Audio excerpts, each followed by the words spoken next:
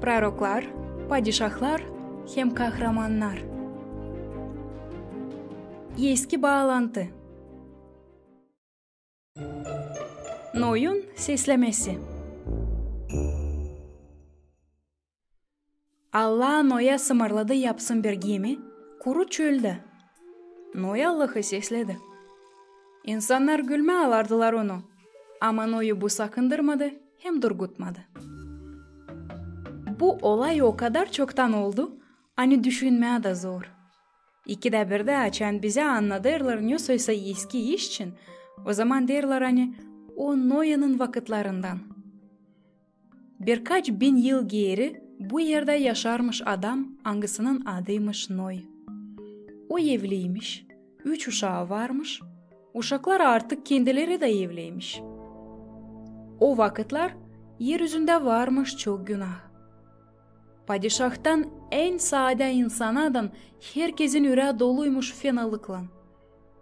Sadece yalnız Noy, bak hem ay yüz yaşamak götürermiş. O olmasaydı, o zaman var nice olsun hani bugünkü günde bu yerde hiçbir insan yaşamayacaktı. Niçin mi?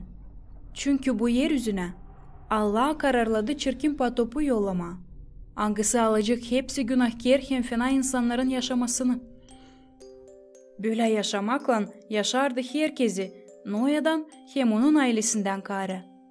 Onun ailesinde çekiş, zorbalık hem günah yokmuş. Noy inanarmış Allah'a. Günlerin biri Allah Noy'a demiş ki o büyük gemi yapsın. Onun içinde Noy'un bütününe ailesi kurtulabilsin diye bu potoptan. Noy Allah'ı seslemiş, işine başlamış. Elbet ki onun büyük haberi bu işte yokmuş. Ama Allah hepsini ne o lazım bilsin ona anlatmış. Geminin ne kadar uzunluğu, genişliği, balabanlığı lazım olsun, kaç kat, ne türlü materyal, hem ne yapmak ki gemi suya dayanan olsun, içine su kol vermesin. Hepsini bunları Allah anlatmış. Noy kaldırarmış gemiyi uzun vakit. Belki 120 yıl sıra vardı.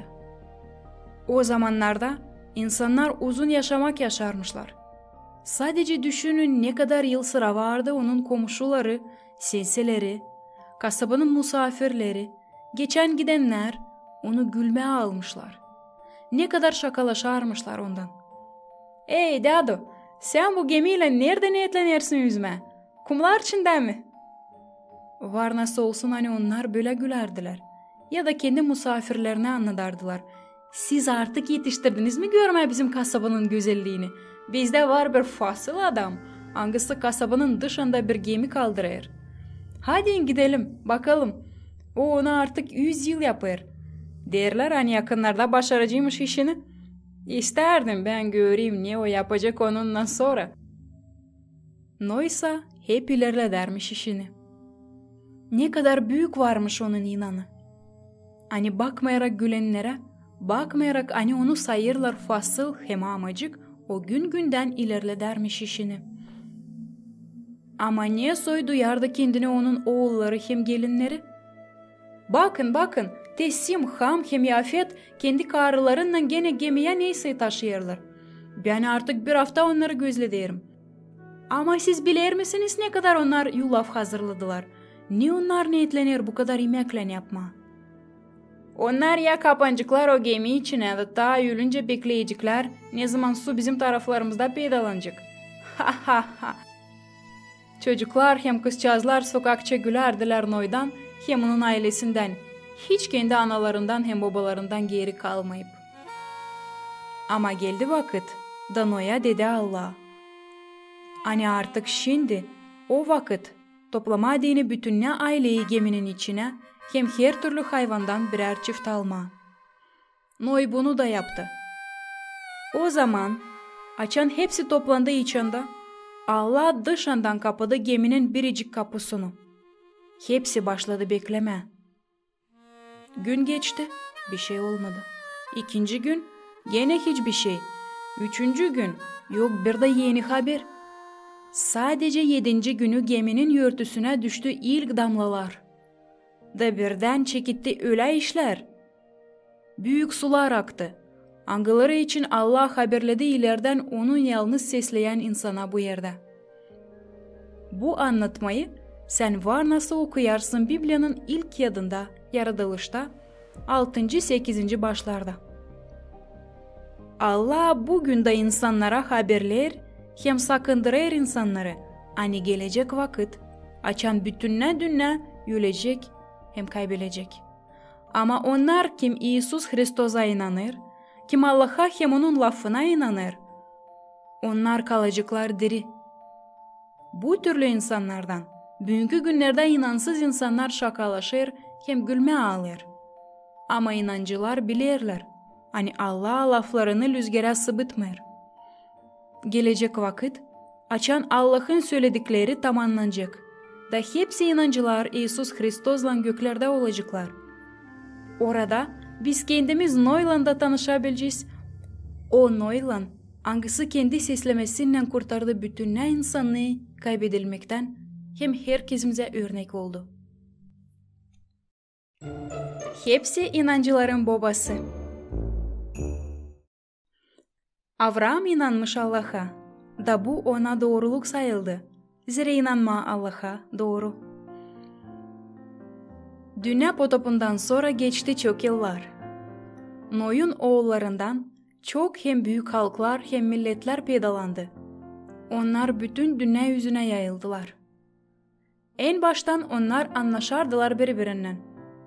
Ama açan insanlık başladı Allah'a karşı gitme, da yaptılar kendi adına göklerden balaban yapı, o zaman Allah karıştırdı onların dillerini. Başka dillerde laf ederek insanlar birbirini anlayamardılar. Dağılıp bütün yerin yüzüne, kişiler başladılar kendi Allah'larına, kasabalar hem kiliseler kurma. Onlara inanardılar hem bağış ilderdiler. O kasabaların birinde, orada, hangisi Mesopotamya'da bulunardı, yaşarmış Avram.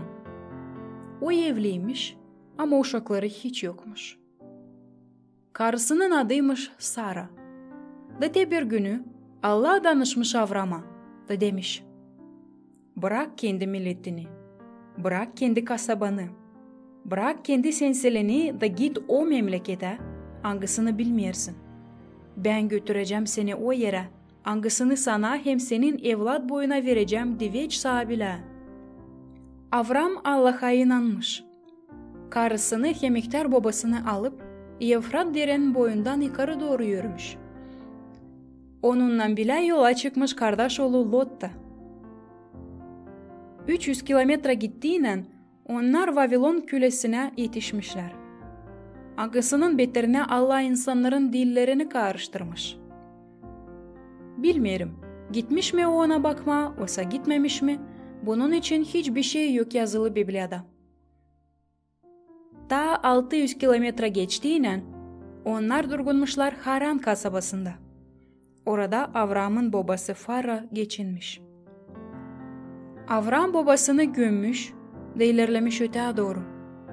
Şimdi onun yolu öğlen tarafına doğru durardı.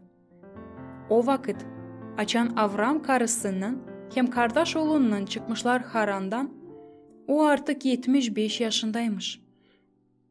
Birkaç vakitten sonra uzun yolu geçtiğiyle onlar yetişmiş Hanaan'a. O yerlerde Hananiler yaşarmış o vakitler. Allah gene danışmış Avram'a diyerek: Avram, bak göke. Bu iş gece olmuş, gök çok yıldızla doluymuş. Bu kadar çok olacak senin evladın, hani sayamayacaksın onu.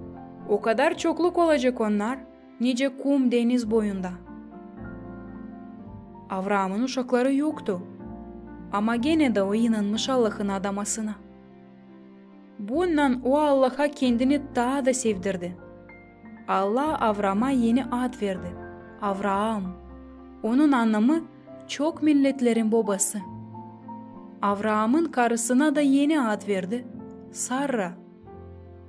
Da gösterdi Allah Avram'a bütün Hanaan'ın yerlerini, hem dedi: hani bu yer onun hem onun evladının olacak. İyi sözlü de Allah Avram'ı deyip, herkesi kim betfa edecek Avram'ı hem onun evladlığını, kendisi bedfa edilmiş olacak. Kim de iyi sözleyecek Avraam'ı hem onun evladlığını olacak kendisi iyi sözlenmiş. Da gene inanmış Avraam Allah'a, da kurmuş yer kurban getirmediğini. Sonra da o yerde kurbanı kavi Allah'a getirmiş. Avraam 100 yaşındayken Allah gene gelmiş ona da adamış hani gelen yıla onda oğul doğacak. Avraam artık çoktan beklerdi bu haberi ama gene de inandı. O zaman Allah dedi hani Avraam Allah'ın dostu. Bir yıldan sonra Avraam'la Sara'da doğdu oğul İshak. Ama bu artık başka bir anlatma. Avraamsa o vakitlerden bu yana doğru inancıların babası sayılır. Kardeşlerin uzlaştırması. Çekiş insanların düşmanıdır, hem milletlerin öldürücüsü. Boşa demerler, hani yufka uygunluk daha iyi ne kadar iyi çekiş. Ama iyi uygunluk o en iyisi. Olmuş bu iş ileriki zamanlarda yakın 4000 yıl geri. Bu anlatma Biblia'nın ilk kağıdında yaratılışta yazılı. 25. baştan öteye doğru. İshak'ta hem Riveka'da doğmuş ikiz uşak, İsav hem Yakov. İsav büyüdüğüyle avcı olmuş, kır insanı. Yakov'sa evde yaşarmış hem sürüler arasında. İlk doğan İsav'mış. Da bu gösterir hani babasından kalan varlığın 2 payı geçecek ona. Ama İsav pek sevinmezmiş kendi büyük olduğuna. Zira büyük hem ilk olarak o daha sorumlu.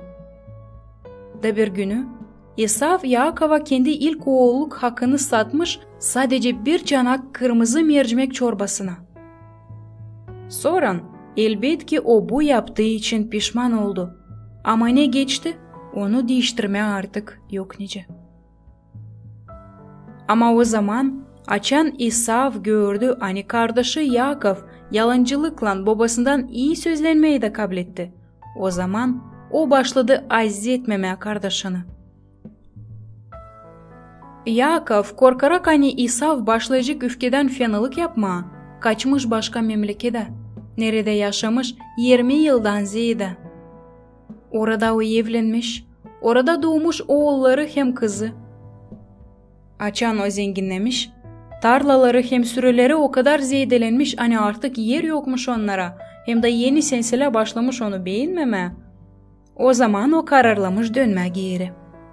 Hanaan'a, nerede babası hem kardeşi yaşarmış. Babasını Yakov pek özlemiş ama batyusundan korkarmış. Çok dua etmiş Yakov, hani o İsav'la uygunluğa gelsin, hem de büyük sürüler kardeşine yollamış bir bağışış gibi. İsav'la buluşmadan da bir gün ileri Yakov bütün gece Allah'ın angelinden güreşmiş. Allah iyi sözlemiş onu da yeni ad vermiş. O günden sonra Yakov'a İsrail dermişler. Bundan başka Allah yaratmış yeni halk, hangisi büyünden büyün onun adını taşıyor. Sabahleyin doğadan hem Allah'ın angelinden buluşmaktan sonra Yakov kendi batyusuna İsav'a karşı çıkmış. Datte Yakov görmüş uzakta çok insan, o İsav'mış kendi askerlerinden dolayında. Ama Allah görmüş Yakov'un yezik canını, işitmiş onun dualarını, hem bilermiş onun istediğini kardeşiyle uygunlaşma. Allah İsav'ın yüreğini yumuşatmış. Kardeşler buluştuğuyla kavi sarılmışlar, hem uzun vakit ağlamışlar, akıllarına getirerek geçinmiş analarını, ihtiyar babasını, hem anarak yılları angılarını yaşamışlar ayrılıkta. Çekiş kardeşlerin arasında başlamış o zaman, açan İsav düşünmeden satmış ilk oğulluğunu bir çanak ime için. Bu yüzden bugünkü günlerde de insanlar için angıları önemli bir şey değiştirirler boş işe, derler hani onlar satıldılar bir çanak mercimek borcuna. Ama ne iyi, hani var nice affetmek isteme. Eyvallah gelme. Hem sevinme yüreğimizde uygunla, hem uygunla kardeşler, kız kardeşler hem dostlar arasında.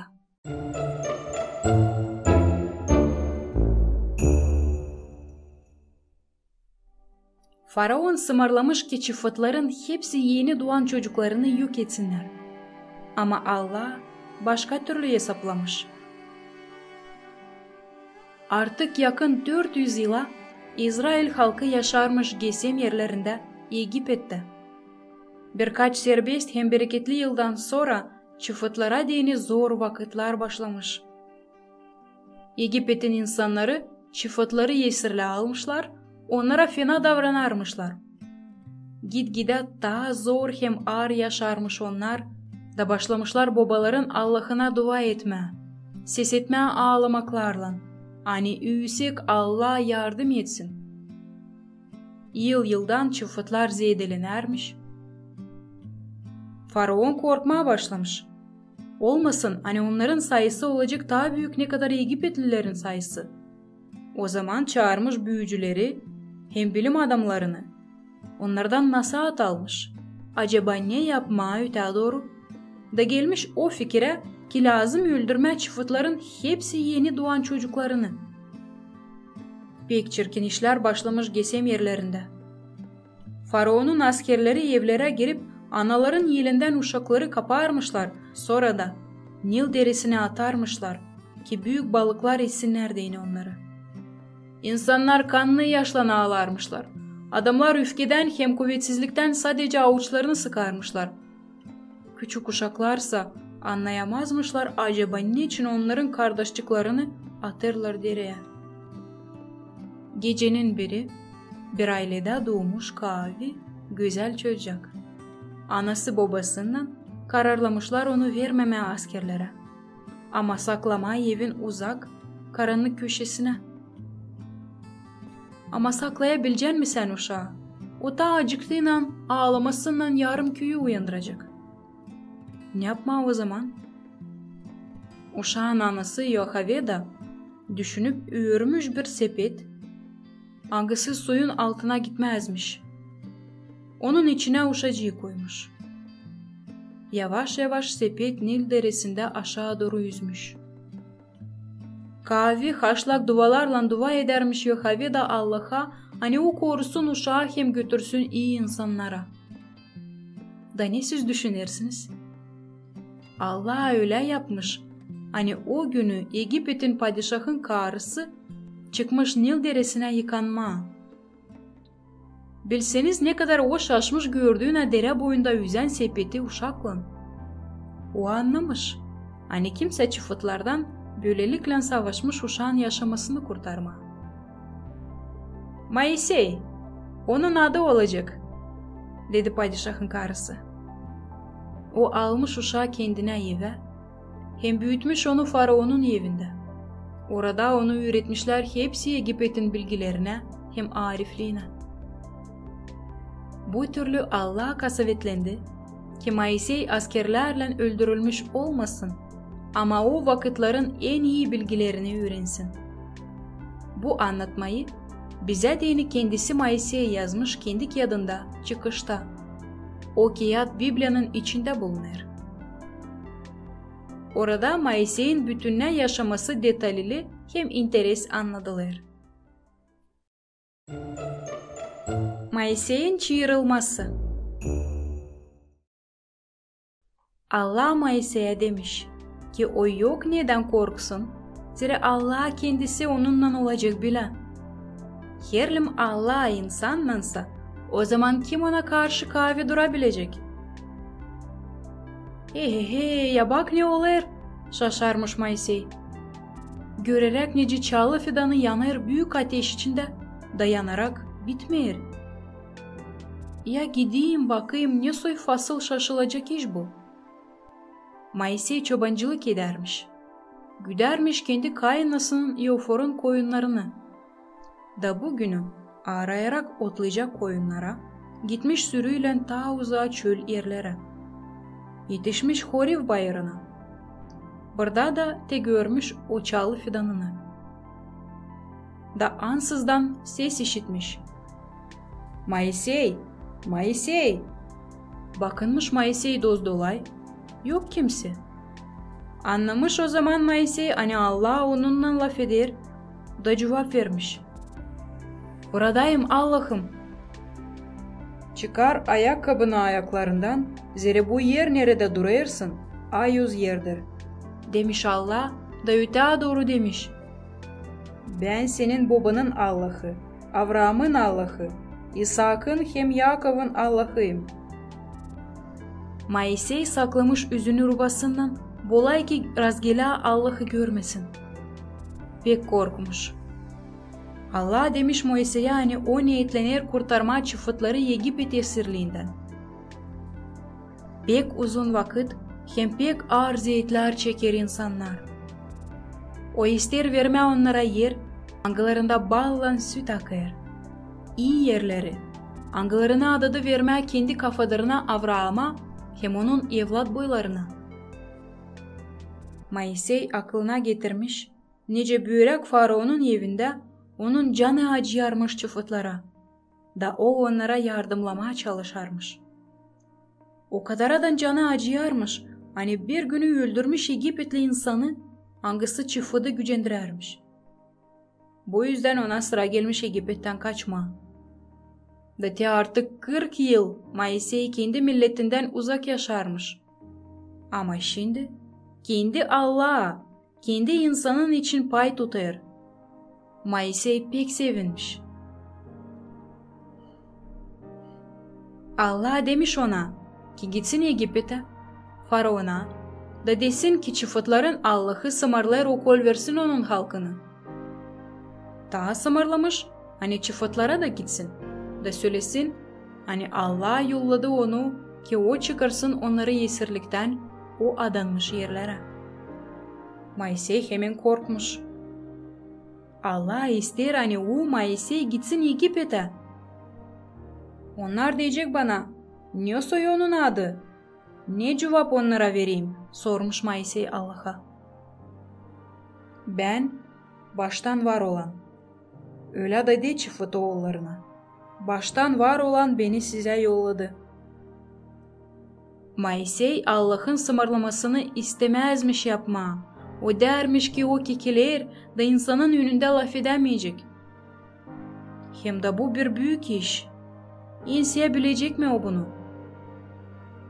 Allah adadı hani o olacak Moisey'len, olacak onun yardımcısı, da o yok neden korksun.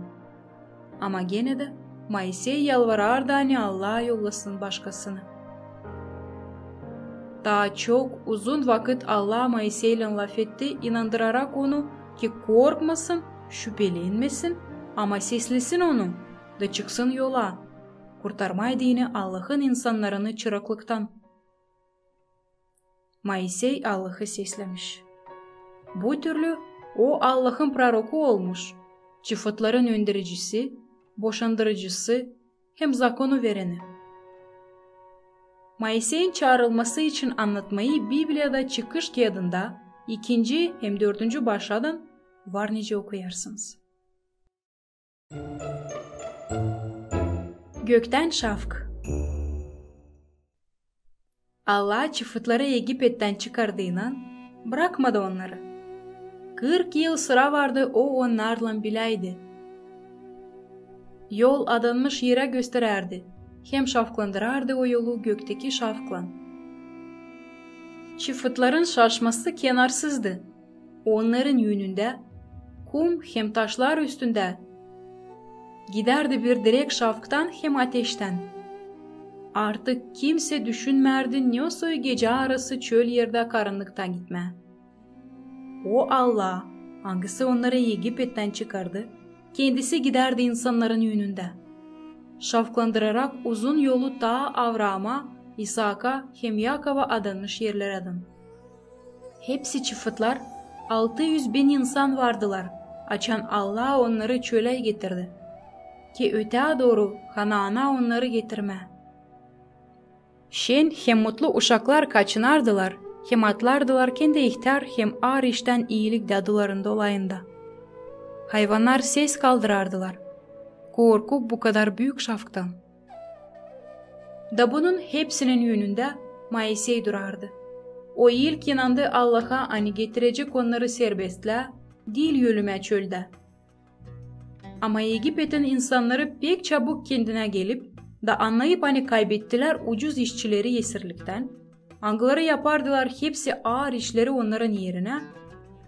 Çabuk yolladılar askerleri ki zorla döndürsünler çıfıtları geri. Çıfıtlar pek korktular.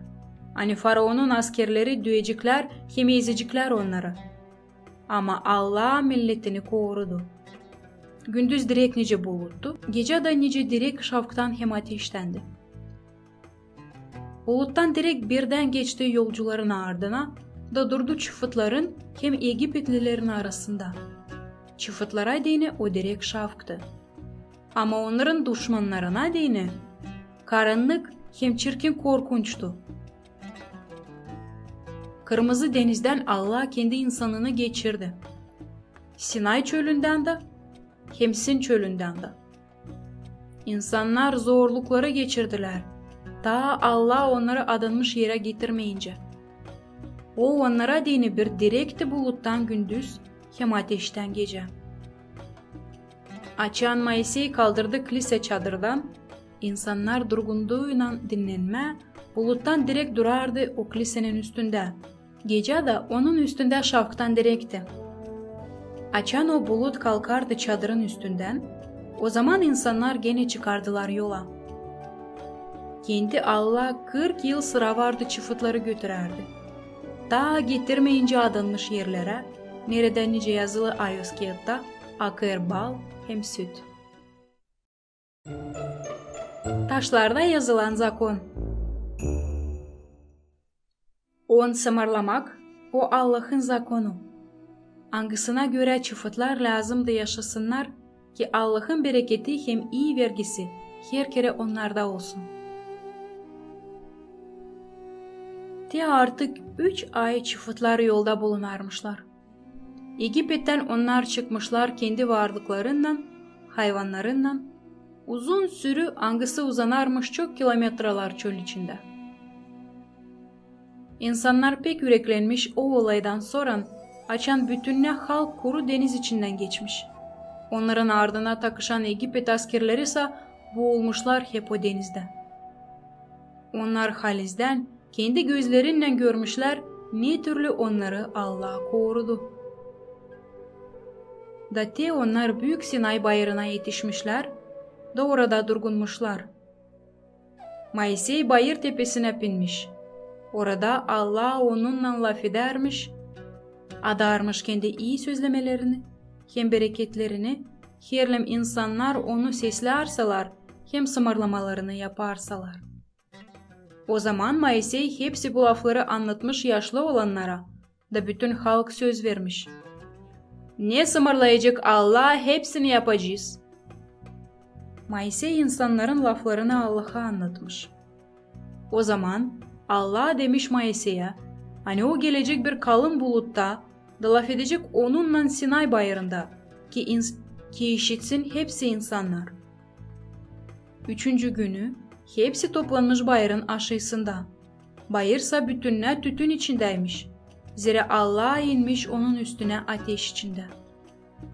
İnsanlar işitmişler büyük boru sesini, hem görermişler yıldırımları gürlemekler arasında. Allah çağırmış Moisey'i bayır üstüne. Moisey, nice kimse ondan ileri, hem nice kimse ondan sonra laf etmiş Allah'la yüz yüze. Sadece düşün, o laf etmiş Allah'la, nice sen ananla babanla laf edersin her gün. Allah demiş ona, hani geldi vakit, onun insanına öğrenme kuralları hem zakonları. Hangilerine göre onlar lazım yaşasın. Zira zakonsuz, halkın ömrü kısalacak. O bozulacak, dağılışacak, hem yok olacak. Da orada bayırda Allah Moisey'e 10 samarlamak verdi. Biz onlara öyle de deriz, 10 samarlamak. Onların sayısına göre. İlk 4 gösterir Allah'a davranmamızı. Kalanını 6'sı da insanların arasında ilişkileri. Soran Allah dedi, Moisey, Aaron hem 70 büyük yaşlı adamlar kalksınlar bayıra. Moisey Allah'a kurban getirir, hem insanlara kağıdı samarlamaklarla okudu. Da hepsi insanlar adadılar olma sesleyen samarlamakları yapma. Sonra Moisey popazlar hem büyük yaşlı adamlar bayıra kalktılar. Allah onlara bir büyük şav gibi geldi. Sansın bütününe gökler yere indi. O nice bir büyük bağlı taş bayır tepesindeydi. Moisey'e Allah dedi ki bayırın en yüksek tepesine binsin. Moisey alıp kendi işçisini İsus Navi'ni kalkmış. Sarmış o zaman bulut bütününe bayırı. Allah'ın metinliği de Sinay'a inmiş. 6 gün durmuş bulut bayır üstünde. Allah'ın metinliği de nice şafklı ateş bayır üstünde şılarmış. Moisey o bulut içine girmiş, 40 gün hem 40 gece Allah'la yalnıza durmuş. O günler Allah verermişti Moisey'e kendi zakonunu. Ne var nice yapma, hem neyi yapmaya yakışmıyor. Kim hem neyle lazım zanatlansın, ne soy doğru insanları yönderme, ne türlü doğru hizmet etme kilisede. Kısadan dediğiyle hepsine ne lazım da insan bilsin, Allah için, ona hizmet için Allah açtı Moisey'e Sinay bayırında. Hem ta Allah Moisey'e verdi ince geniş taşlar, anglarında iki taraftan da Allah'ın eliyle vardı yazılı en önemli zakonlar. Allah kendi o taşları yapmış, hem kendi eliyle yazmış 10 samarlamayı onların üstünde.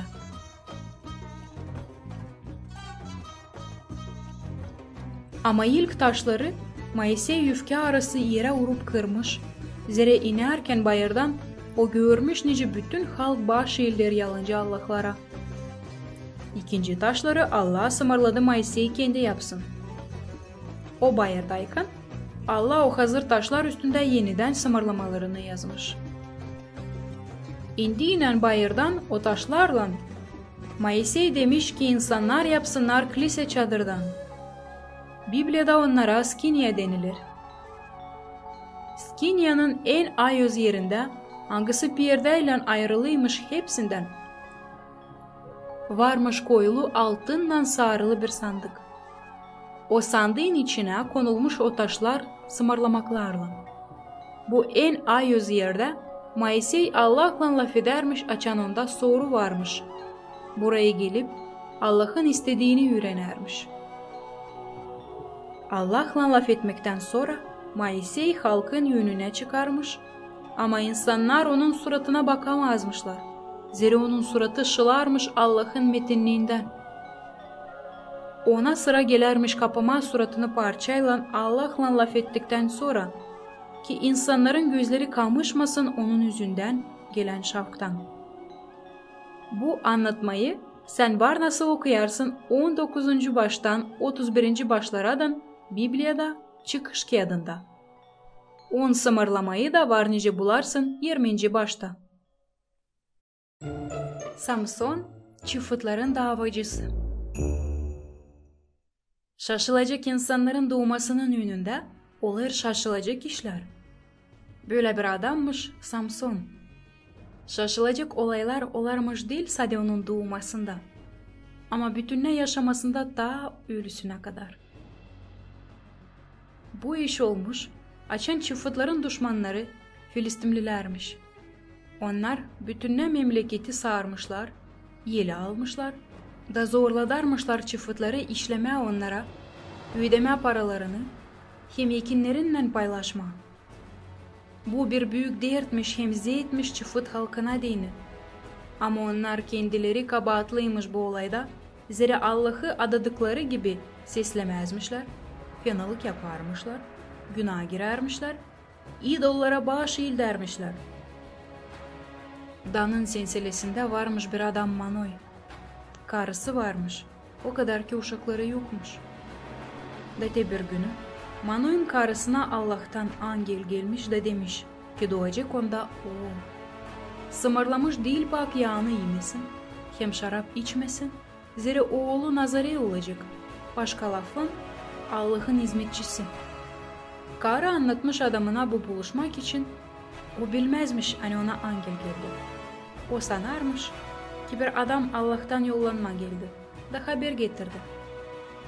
O zaman Manoy Allah'a dua etmiş, istemiş ondan ki herlin bu haber halizden Allah'tansa, o zaman Allah ikinciliğe yollasın haberciyi, hem onun aşırı üretsin, ne soy onlar uşağını üretsinler, ne soy fikir versinler ona. Allah Manoy'un duasını işitti. Bir kere karısı kırdayken ansızdan görmüş gene o adamı. O hemen kaçmış, kocasını çağırmış. O angel hepsi söylediklerini tekrarlamış Manoy'a, da eklemiş, hani oğlu yemesin değil pak yanıdan, içmesin kahve içkilerden, hem başından saçlarını kırpmasın. Manoy istemiş bu misafire yemek teklif etme, bir kuzucuk kavurma ona deyin. Ama o kayıl olmamış deyip, ben senin ekmeğini yemeyeceğim, ama sen Allah'a kurban getirmeyi istersen, o zaman kaldır onu.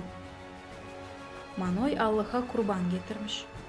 Daçan koymuş kuzucuğu kurban getirmediğini yere, olmuş ne hoş iş. O adam ateş içine girip göklere kalkmış. Pek korkmuş Manoy karısından. Yere yüzü koyu düşmüşler da Allah'a bağış etmişler. Böyle onlar öğrenmiş, hani laf etmişler angelin. Birazdan sonra oğulları doğmuş. Adını Samson koymuşlar. Doğulmuş Samson en kavi adam İsrail'de. Yalnıza yensermiş onlarla, yüzlerle Filistin adamlarını bir kerette. Samson'un şaşılacak kahramanlıkları için, hem onun geçinmesi için, var nasıl okuyarsınız Biblia'da, davacıların kağıdında, 13. başta. Devora'nın türküsü. Cenk'te karılara yok yer. Ama kimer kere olur öyle, hani Allah ısmarlar karıya öndermeye halkı zor vakitte. Da iyi sözler onu ensemekle, taramakla. İleriki vakitlerde, ta açan İsrail'de padişahlar yoktu. Bütünden milleti kullanardı hem öndererdi davacılar, hem proroklar. Herlim halk Allah'tan uzaklaşarsa, o zaman Allah bırakardı ki çıfıtların düşmanları onları yensesin, onların hayvanlarını hem buğdaylarını alsınlar, onların çocuklarını hem kızlarını da esirle götürsünler. Ama açan insanlar anlayıp Allah'a geri dönerdiler. O yollarda onlara bir prorok ya da davacı, hangisi asker toplayıp düşmanlara karşı çıkardı. Allah onun aşırısı yensemek, uygunluk hem iyi vergi insanına vererdi. Bu anlatmadan siz öğreneceğiniz bir özel olay için İsrail'in historiasında. Özel, ne çünkü Allah yollamış İsrail'e değil prorokçuluk eden adamı, ama prorokçuluk eden karıyı. 20 yıl dinsiz padişah, Yavin, İsraillileri zeyitlermiş. Onun askerliğinde 600 demir taligası varmış. İsraillilerde ise hiç yokmuş. O zaman Allah çığırmış prorokçuluk eden karıyı, hangisinin adıymış Devora, ki o toplasın insanları cenge düşmanlara karşı. En büyük askerci Devora'da Varak'mış. Dati, Devora toplamış İsraillilerin askercilerini, Favor bayırına. Düşmanlar da durgunmuş Kison deresinde. Devora ta ses ettiğiyle İsraillilerin askeri bayırdan aşağı doğru hızlı kaçmışlar, düşmanın askerini ise Allah daptur etmiş. Onlar kendi demir kahve kotigalarında bilmezmişler ne yapsınlar. Kaçmışlar oraya, nere bakışını atabilmişler. Büyük sevinmelik, şenlik hem yoğurtu başlamış İsrail halkında. Bu ensemekten sonra onlar ta 40 yıl yaşayabilmişler rahatlıkta hem uygunlukta. O gün ise çıfıtlar çok saat sıra vardı türkü çalmışlar, ateşin dolayında oturup hem yolda giderek. En anılmış türküyü hangisini çalarmışlar, Devora çıkartmış. O türkü bizim vakitlere de yetişti. Onda metinden beri askerlerin girginliği ya da silahların kuvveti. Ama metinlenir bir olan kavi Allah'ın büyük kuvveti. O türkünün bitki lafları böyle.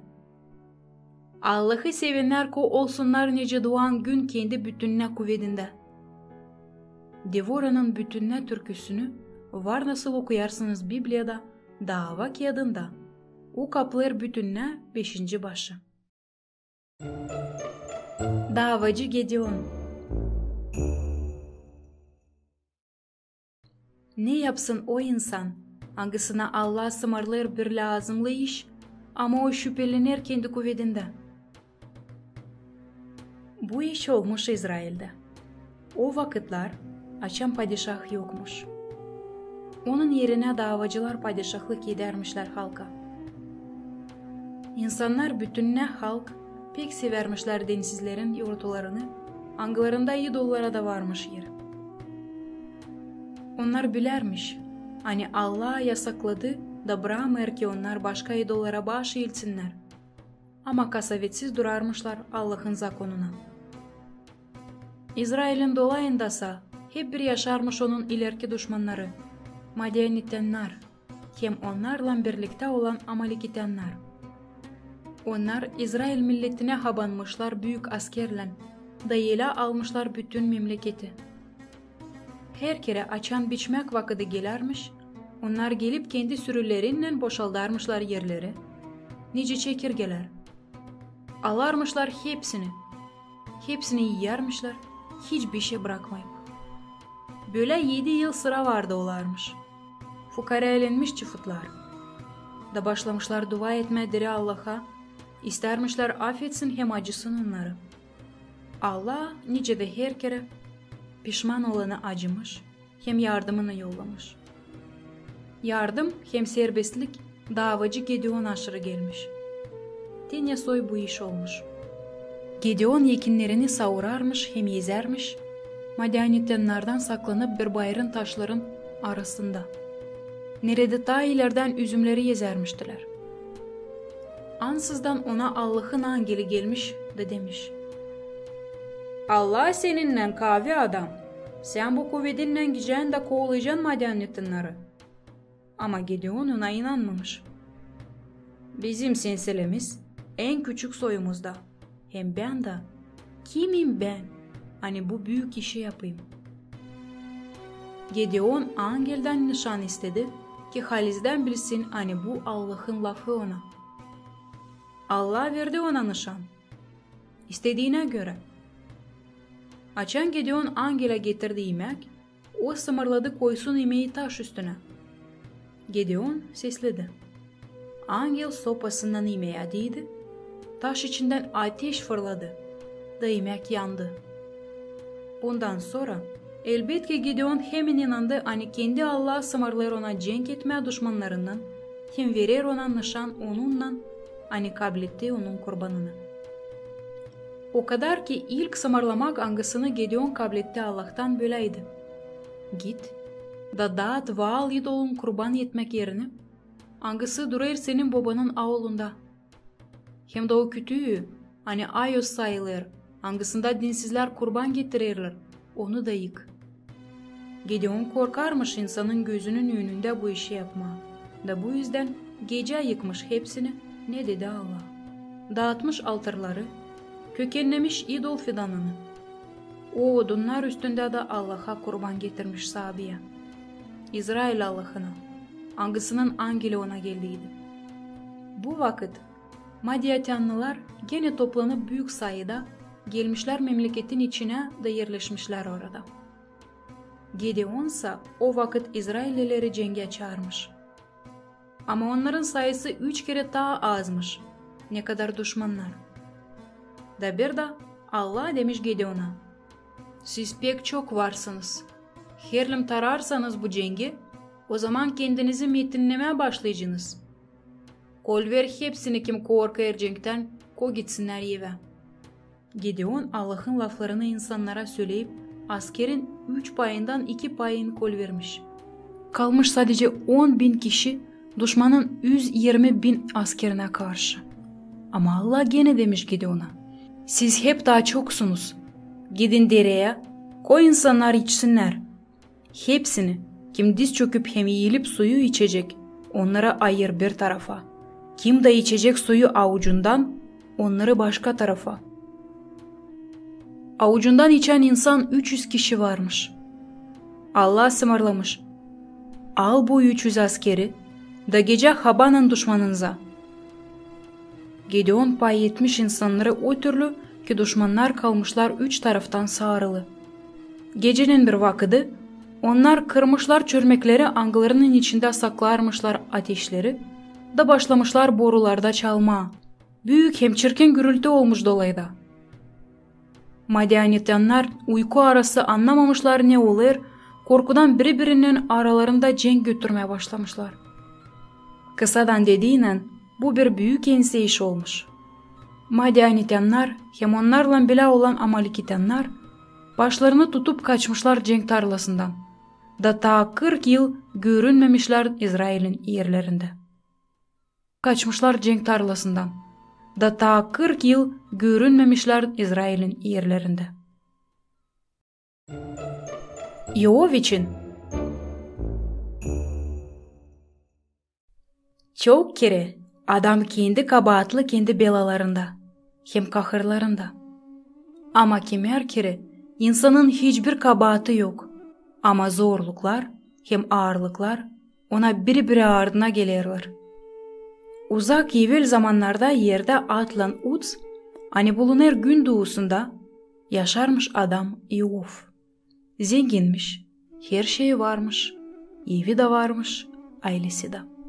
7 kahve oğlu hem 3 güzel kızı düzermişler onun evini, hem ona deyini bir adam akmışlar uslu ihtarlığında yardım. Bütün yüreğinden severmiş Yov uşaklarını. Allah'ı ise severmiş, daha da pek. Yov seni sever sade onuştan, hani hepsine lazım yaşamaya deyini, onda var. Hiçbir şeye yok zoru. Demiş bir günü şeytan Allah'a, daha kaybettiğinen varlığını atılacak senden. Dati, hırsızlar seveyenler salmışlar Yov'un sürülerine, da kovalamışlar onları kendi tarlalarına. Sonra büyük boran çöl yerlerden gelip evin üstüne düşmüş. Orada o vakit Yov'un oğulları hem kızları konuşarmış.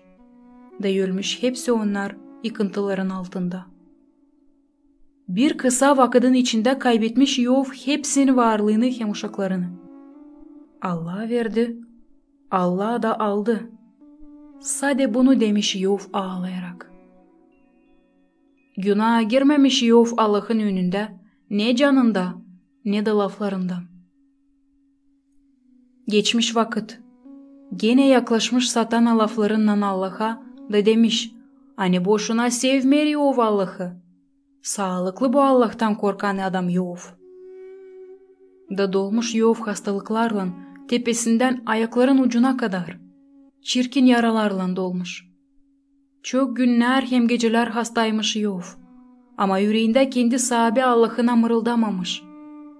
Onu severmiş, hem ondan atılmamış.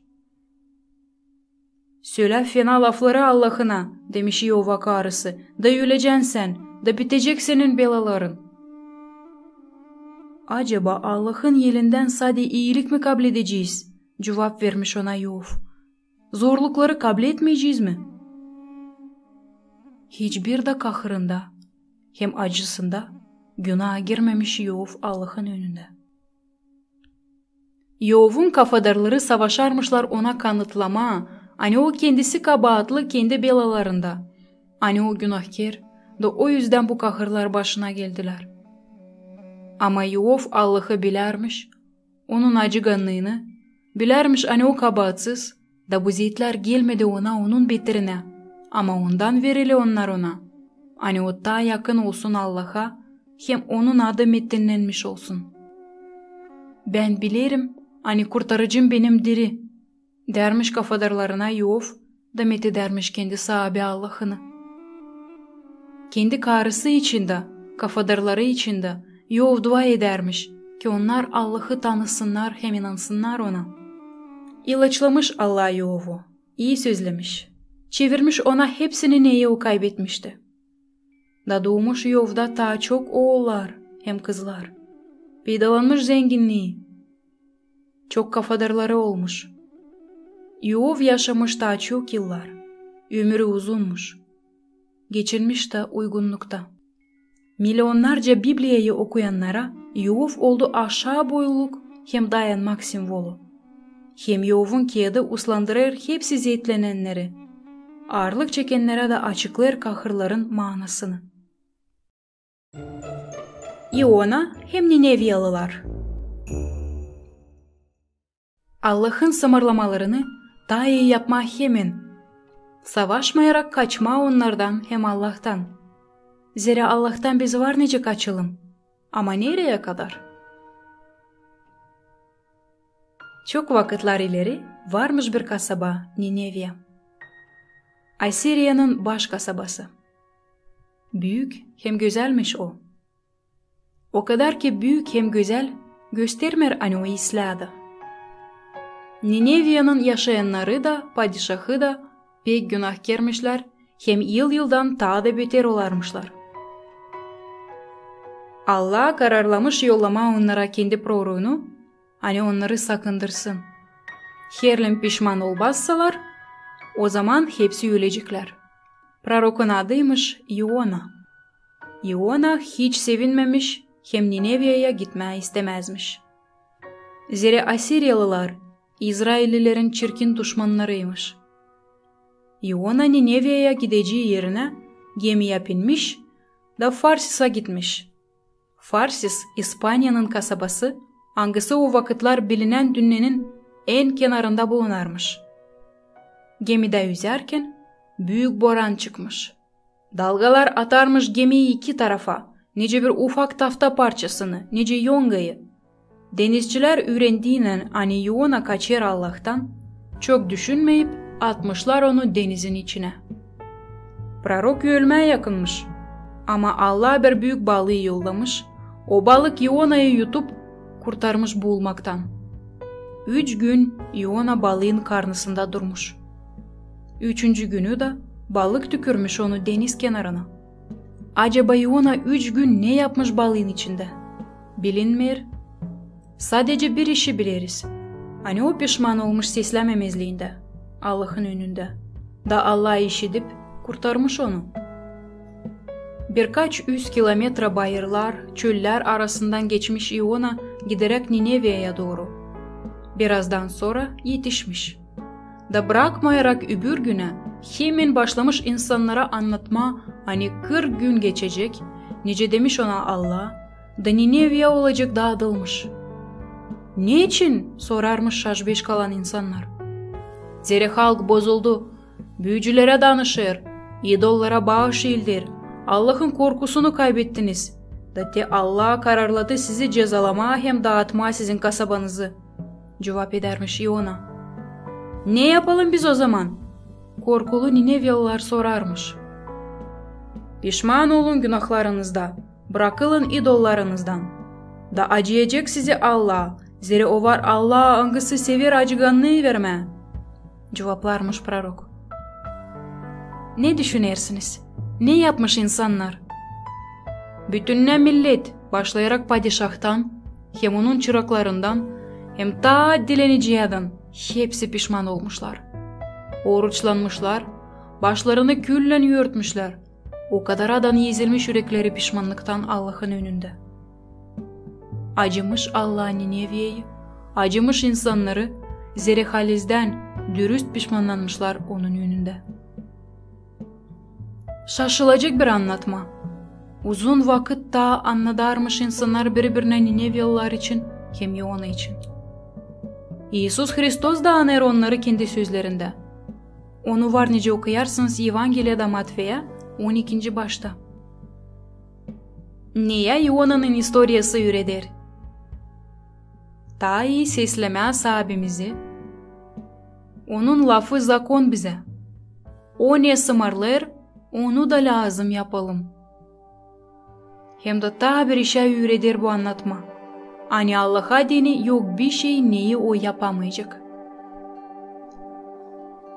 Herlem o Iona'yı balığın karnısından kurtardıysa, O zaman biz de bizim zorluklarımızda var nasıl Allah'a yardım için gelelim da işitecek bizi. Nice İona'yı işitmiş. Hem yok öyle günah, hangisini Allah bize affedemeyecek. O Ninevyalıları affetmiş, bizi de affedecek. Herlim açık yüreklen, dürüst isteyeceğiz ondan affedilmeyi.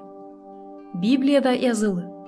Eğer günahlarımızı şahitlik ederseydik, o inanç hem doğru günahlarımızı affeder hem bizi her bir kötülükten paklar. İlk Yuhanna 1. baş 9. yer. Nasihatlerim ki bu yeri öğrenersiniz da o olsun hep bir aklınızda. Da herlim olarsa öyle, hani günaha gireceğiniz, o zaman aklınıza getirin da gelin duayla Allah'a hem pişman olun. Allah'a şükür hem metinlik, hani biz her kere var nice ona gelelim pişmanlıkla. Ruf hem Vaos. Allah ayırmar insanları hem milletleri, ama hepsi için düşünür, hem yardımlar onlara kim ona verilir hem inanır. Ya sor yaşlı insanlara, onlar sana anlatacak ne o açlık. Bu historia pek ileri olmuş. 3000 yıldan geri. İsrail'de, memlekette hangisi için çok anladılar? Gelmiş zor vakitler, kuraklar, açlık. Çoğu insan bırakmış yaşadığı yerlerini da gitmişler arama ta iyi yaşamaya yabancılıkta. Ama yabancılıkta herkesine iyi vakitler gelmemiş.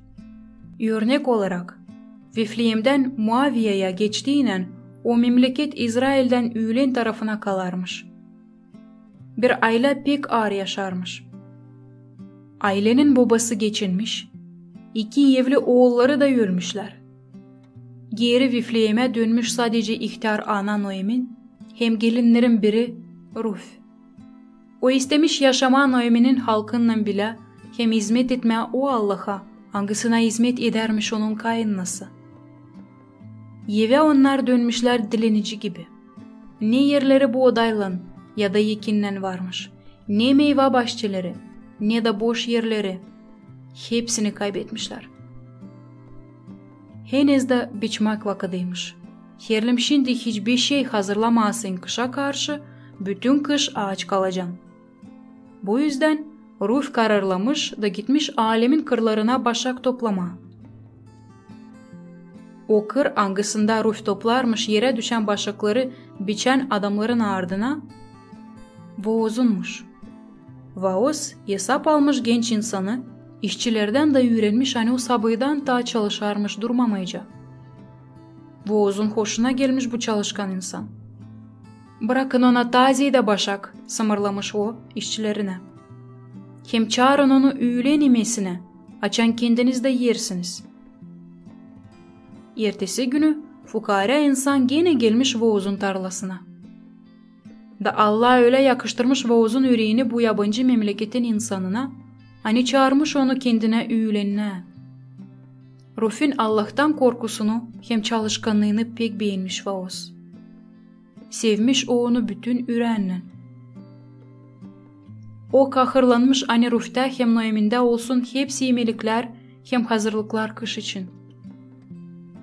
Bundan kara Vaos teklif etmiş Ruf'a olsun onun karısı. Biçmek vakıdı bittiğinden bütününe Vifleyem şenline ermiş hem kutlarmış yeni evlileri. Böyle genç dul karı hem Allah'ı kendine dini bulmuş, hem vatanını hem de ailesini. Ruf'in hem Vaos'un oğluna vermişlerdi ad Ovid. O ileride padişah olan David'in dadısıymış. Ruf'in adını sen var nece bularsın sahibimizin İsus'un sensila sayısı kağıtlarında. Herlim okuyarsan Ruf kağıdını, Biblia'da öyle de yazılı hem o pek kısa bir keçik. O zaman hesap alacaksın, nice Allah düşünür onlar için, kim verir yaşamasını onun yeline, nice Movitan'dan Ruf. Göreceksin hani Allah ayırmıyor milletleri, halkları ama her bir insanlığın arasında onlar kim Allah'ı sever hem sayır, Onlar Allah'a yakışıklı. Bundan kare, görecen, Aniruf'a acıganlık gösteren Vaoz, Allah'tan kamil bağışış kabul etmiş. Sesleyen çalışkan hem güzel karı, hem de bundan kare, Vaoz bu yaptığından kazanmış kendine kolaylık katılma o senseleye, hangisinden bu dünyaya Hristos kurtarıcı doğdu. Samuil. Allah var nice çığırsın hizmete değil sade büyük insanı, ama uşağı da. Hani o uşak büyüdüğüne büyük prorok olsun. Allah'ın evin önünde diz çöküp bir karı durarmış da ağlarmış. İnsanın adıymış Anna. Her yıl onun ailesi gelermiş Silom'a, yoğurtuya. Allah'a kurban getirmediğini. Hepsi şenlenermiş. Ama Anna sevinemezmiş herkesle bile. Niçin mi? Çünkü çok yıl artık evliymiş ama uşakları daha yokmuş. O vakitler uşaksızlığı sayarmışlar ceza gibi Allah'tan. Da Anna duyarmış bunu ondan, ne türlü ona insan davranarmış. Ama ne soy ona davranarmış onun kocası Elkana? Anna, sende ben varım, ben severim seni. O bilermiş hani kocası onu sever. O kadar ki onun varmış ta bir karısı. Böyle geçermiş ileriki vakitlerde. O karının adıymış Fenanna. Fenanna da varmış uşaklar. Fenanna'yı sayarmış insanlar. Anna ağlarmış Allah'ın önünde. Da fısıldayarak adarmış Allah'a. Her gün verersen bana uşak, ben onu sana hizmete vereceğim. Koy sana hizmet etsin. Papaz İlya, hangisi Anna'yı gözedermiş, görmüş hani onun dudakları dürtüler, ama laf işidilmer, da sanmış hani o sarhoş. Yaklaşmış ona azarlayarak. Anna anlatmış ona kahırını. O zaman İlya uslandırmış onu deyip hani Allah'a dini yok hiçbir şey ne o yapamayacak. O işitecek Anna'nın dualarını kim verecek istediğine göre. Uslanmış Anna. Da evdikilerinle hem kafadarlarınla dönmüş geri eve. Birkaç vakitten sonra doğmuş onun oğlu, hangisinin adını Samuil koymuş. Adın anlamı Allah'tan yalvarılma. Anna ile Elkana mutluymuşlar. Nice de adamış, Anna oğlunu daha küçük yaştan Allah'ın evine Silom'a götürmüş. Orada Samuil büyermiş hem hizmet edermiş İlya ile bile. İlya'nın geçindiğinden sonra Samuil davacı olmuş. O vakitler İsrail kullanarmış hem önderermiş davacılar, dil padişahlar. Hem papazlık edermiş kendi öz kasabasında Rama'da. Bundan kare Samuil anılmış prorokmuş. Zira onun aşırı Allah kendi halkınla laf edermiş. O istoriya nice Allah Samuil'i hizmete çağırmış. Pek interes. Bir gece Samuil kilisenin içinde nerede o yaşarmış işitmiş ses. Samuil, Samuil. Samuil sanmış hani İlya çağırır onu. O kaçıra gitmiş ona. İlyas'a demiş, ben çağırmadım seni. Böyle olmuş 3 kere. O zaman İlya anlamış hani Allah çağırır Samuil'i. Da demiş çocuğa, herlim sana gene ses ederse çağırıcı, o zaman de ona, hani sen seslersin. Samuil öyle de yapmış. Açan gene işitmiş ses, Samuil, Samuil. O zaman cevap vermiş. Laf et sahibi, sesler seni çırağın senin. Da Allah başlamış laf etmeye Samuil'la. Böyle Samuil prorok olmuş. Hem bütünne İsrail öğrenmiş bunu. O günden öteye doğru Samuil kendi yaşamasını Allah'a vermiş hem hizmete ona. Açan Allah istermiş neyse söylemeye kendi insanına, o laf edermiş Samuil'la, Samuil de hepsini anladarmış bütün millete. Çok yıllar Samuil prorokçuluk etmiş hem davalık etmiş Allah'ın halkına, İsrail'de. O ölmüş pek büyük yaşta. Ondan sonra nice çoban David'i padişahlığa koymuş Allah'ın dediğine göre. Bu istoriya yazılı Biblia'da padişahların ilk kağıdında, ilk 3 başta. Saul hem David. Var padişahlar, anglarını kendine ayırır insanlar. Ama var onlar, angılarını padişahlığa kendi Allah'a koyar. İsla, herlem siz pek isterseniz, o zaman ben Allah'tan soracağım ki versin size padişah, demiş prorok Samuil insanlara. O pek gücenmiş İsrail halkı istediğinden kendine padişah, nice hepsi dolay halklarda. İnsanların bu istemesiyle Allah'a danışma sıra gelermiş Samuil'a. Allah kendi istemişti İsrail'in biricik padişahı olma. O kendisi Avram'ı İsrail'in babası yaptı. O kendi Allah, Yosif aşırı Yakov'un bütününe ailesini ağaç yülümden kurtardı. O kendi Allah, hangisi İsrail halkını Egipet'ten çıkardı da adanmış yerlere getirdi. Nerede insanlar onun koruntusunda yaşarmışlar. Ama insanlar istememişler Allah'a padişah olsun. Zira onu kimse göremir. Ama istemişler padişah nice hepsinde. Allah ayırmış Venyamin soyundan Saul'u padişahlığa. Uzun boylu, güzel çocuk. Hiç beklemezmiş hani padişah olacak. Da hemen başlamış yapmaya öyle nice hepsi padişahlar yapar ama değil öyle nice Allah'a yüreder. O sarmış kendine askerle da başlamış umutlanma askerin kuvvetine ama değil Allah'a. Kurbanı da hangisini Samuil prorok lazımmış getirsin, o kendi getirmiş. O bezbirli düşündüydü, hani herlem o artık padişahsa, o zaman o istediğini var nece yapsın. Ayırmamış Saul doğruluk yollarını sesleyerek Allah'ı. Da almış ondan Allah'a geri padişahlığı. Saul'un yaşaması bitmiş mettinliksiz. O cenkte Filistimlilerle öldürülmüş. Allah başkasını ayırmış Saul'un yerine.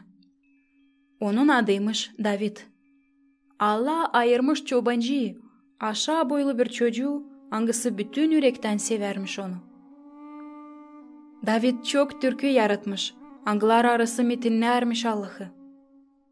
Kendi sevgisini Allah'a David bütününe yaşamasından geçirmiş. Ne türlü belaya düşmese de o her kere umudunu Allah'a koyarmış.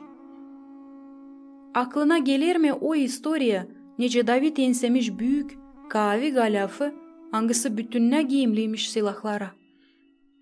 David ise onu bir taşla ensemiş. Ama ne kadar David'ta gergin hem dürüst kafadarları varmış. Uzun vakit, kocaman 40 yıl, David İsrail halkına padişahlık etmiş. O Yerusalim'i kazanmış, hangisi sonra İsrail'in baş kasabası olmuş. O vakitlerden 3000 yıl geçti. Da bugünkü günde de Yerusalim'in bir parçası, hangisinde bulunur sahabiyle hem halkla sevilmiş David'in mezarı taşıyer ad David'in kasabası. Açan David ihtiyarlamış, o padişahlığı oğluna vermiş, Salomon'a. Onu da sen bilirsin 3 kağıttan Biblia'da angılarını kendisi yazmış. Sahabi Allah angısını o kadar severmiş David, hem angısının yollarından gidermiş. Adadı bu dünyaya kurtarıcıyı verme David'in soyundan. 1000 yıl David'den sonra bu dünyaya sahabimiz hem kurtarıcımız İsus Hristos doğdu. Saul hem David, 2 padişah, 2 yaşamak, 2 yol. Bir yol seslememezlikte Allah'a, ölüm yolu. Öbürü de Allah'ı sevmekte, usluluk hem uygunluk yolu. Sevgilik, hizmet hem de veçşenine yol. David yazmış kendi bir psalmasında, dene beni Allah'ım, öğren benim yüreğimi, dene beni hem öğren benim düşünmeklerimi. Değilim mi ben korkunçlu yolda, da doğrult beni diveçlik yoluna. Psalom 138. Ko David'in bu duası olsun senin de duan. David'in acıganlığı Yanaf'ın oğluna. Kafadarlık ölümle bile bitmer, ama o ilerler, iyilik hem acıganlık işler aşırısı. Biblia'da çok türlü adlar okuyarız. Onda anladılar çok türlü insanlar için. Hem çoğu o insanlar yaşamışlar başka zamanlarda. Ama taşımışlar bir türlü adlar. İkide bir de bize zor olur aklımızda tutma hangi Yuan için gider laf ya da hangi Simon için anladılar. Ama Biblia'da sadece bir adam için var yazılı, hangisinin adı David. David ailesinde en küçükmüş. O girginmiş, güzelmiş, kaviymiş, hem yaşamayı seven adammış. Açan David ensemiş kavi dev adamı Galaf'ı, bütününe İsrail halkı onun adına türkü yazıp çalarmış. David'in adı her yerde mitinlenermiş. Ama ne pek ona Saul, İsrail'in padişahı çok görermiş. O David'i kovalamaya da başlamış. Kaçarmış dağlar içinde, bayırlar içinde, çöl yerde onun ardına umutlanarak öldürme. Ama David'in kafadarı varmış. Öyle bir kafadar, hani öylesini herkesi ister, hem herkesi ağrır. O kafadar Saul'un oğluymuş, Yanafan. Çok kere Yanafan David'in yaşamasını kurtarmış. Saul bu kafadarlık için bile ermiş ama onu bozamamış. Kuvvetsizmiş bu işe. Yanafan bilermiş hani Allah bereketledi David'i. Zira David bütün yürekten Allah'ı sevmiş, hem ona hizmet etmiş. Bu yüzden Yanafan David'den istemiş ki o padişah olduğuyla kendi acıganlığını Yanaf'ın evinden almasın. Geçmiş yıllar, cenklerin birinde geçinmiş Saul, hem onun oğlu Yanafan, hangisine lazımdı padişahlık kalsın. O zaman İsrail'in padişahı David oldu. İnsanla pek sevilen. Yanafan'dansa varmış oğul Memfivosey. Hangisi iki ayağına sakatmış. Halizden o lazımmış padişahlık etsin. Ama Allah Samuil aşırısı David'e ayırmış. Sanırız ki David'in hem Memfivosey'in arasında cenksiz geçmeyecekti bu padişahlık beterine. Ama tersine David gözletmemiş, kovalamamış nereyse tavuza, ama sımarlamış hani Memfivosey her kere David yerken onunla bir sofrada otursun, en sayılmış yerde.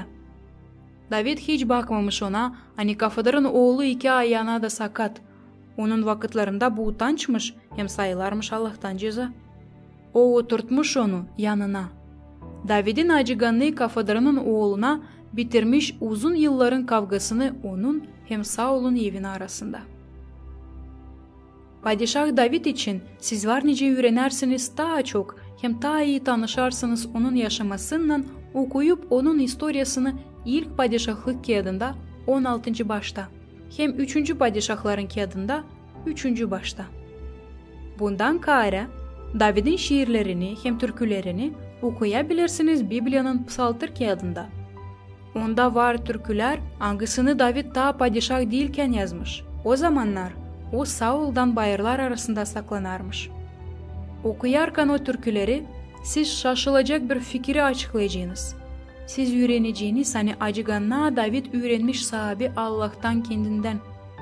Allah'ın acıganlığı için David çok türkü yazmış. Okuyun onları. Onlar şaşılacak. Padişahın arifliği. Salomon istememiş Allah'tan ne zenginlik ne de metinlik. O yalvarmış ariflik için. Allah vermiş ona hepsini. Ne pek zormuş genç Salomon'a padişahlık etmeye babasının ardına. Hangisi insanların sevdiği padişahıymış. Salomon'a babasından kalmış kavi memleket, metinlenmiş at, hem büyük sorumluluk. Bu hepsinden pek dalgalandırarmış genç padişahı o vakit açan o gavonda sahibi Allah'a 1000 kurban getirmiş. Gece kurban getirmekten sonra gelmiş Allah Salomon'a uykusunda da demiş: İste ne vereyim sana. Salomon hiç düşünmeyerek istemiş Allah'tan ariflik ki doğru kullanma padişahlığı İsrail halkında. Allah bu istemeyi işitmiş, hem istediğine göre de vermiş o kadar fikirlilik, ne kadar yokmuş hiçbir padişahta onadan hem ondan sonra da. Bu olaydan sonra Salomon Yerusalim'e dönmüş. Orada büyük konuş yapmış kendi hizmetçilerine hem çıraklarına dini. Şimdi artık o korkmazmış padişah olma. Zira kendi Allah adamış ona hepsini ne ona lazım olacak göndermediğini milletti. Yakınlarda padişahın karşısına 2 insan gelmiş. Dava ararmışlar. İkisinin de kucaklarında birer uşak varmış. Birinin uşağı diri, birinin de ölü. Karıların biri dermiş hani diri uşak onun, öbürü de hep öyle savaşarmış kanıtlamaya ki diri uşak onun. Biri anlatmış nice hepsi oldu. Padişahım, biz bu insanla bir evde yaşarız. Ben doğdurdum ilkin, 3 günden sonra da doğdurdu bu insan. Biz ikimiz de evdeydik. Bizden gayrı kimse yoktu evde. O insanın öldü oğlu gece arası. Zira uşak soluksuz kaldı onun yanında. O zaman o gece vakıdı kalkıp benim uşağımı benden aldı, kendi oğlanını da bana koydu. Ben uyuyarken. Ben sabahleyin uyandım oğlumu doyurmaya ama o ölü. Açan İsla baktım suratına, anladım hani o değil benim. Zor bir soru durarmış Salomon'un yönünde. Da padişah hiç uzaltmayıp işi, sımarlamış yarma diri uşağı 2 paya da her bir anaya verme birer pay. Uşağın haliz anası olan insan korkmuş pek. Yapmayın barmış o, kotayı uşak kalsın öbür karıya ama diri kalsın. İkinci insansa demiş, kesin, ko olmasın ne ona ne de bana. Sesleyip insanları padişah cevap vermiş. Verin diri uşağı o insana, hangisinin canı acıdı ona. O uşağın haliz anası. Bilir misiniz ne yazılı öte doğru Biblia'da? İşitmiş bütünne İsrail halkı dava için ne soy padişah doğruluğu bulmuş da başlamışlar korkma ondan, zira görmüşler ona verilen Allah'tan fikirliliği dava yapma dini. Bu historia padişahların 3. kağıdında yazılı 3. başında. Açlık vakitinde yekmek. Belalı zamanlarda Allah ona inanları koruyur, kasavetlenir hem yardımlar. Prorok İlya bilermiş, hani açlık onun memleketinde uzanacak daha çok vakıda.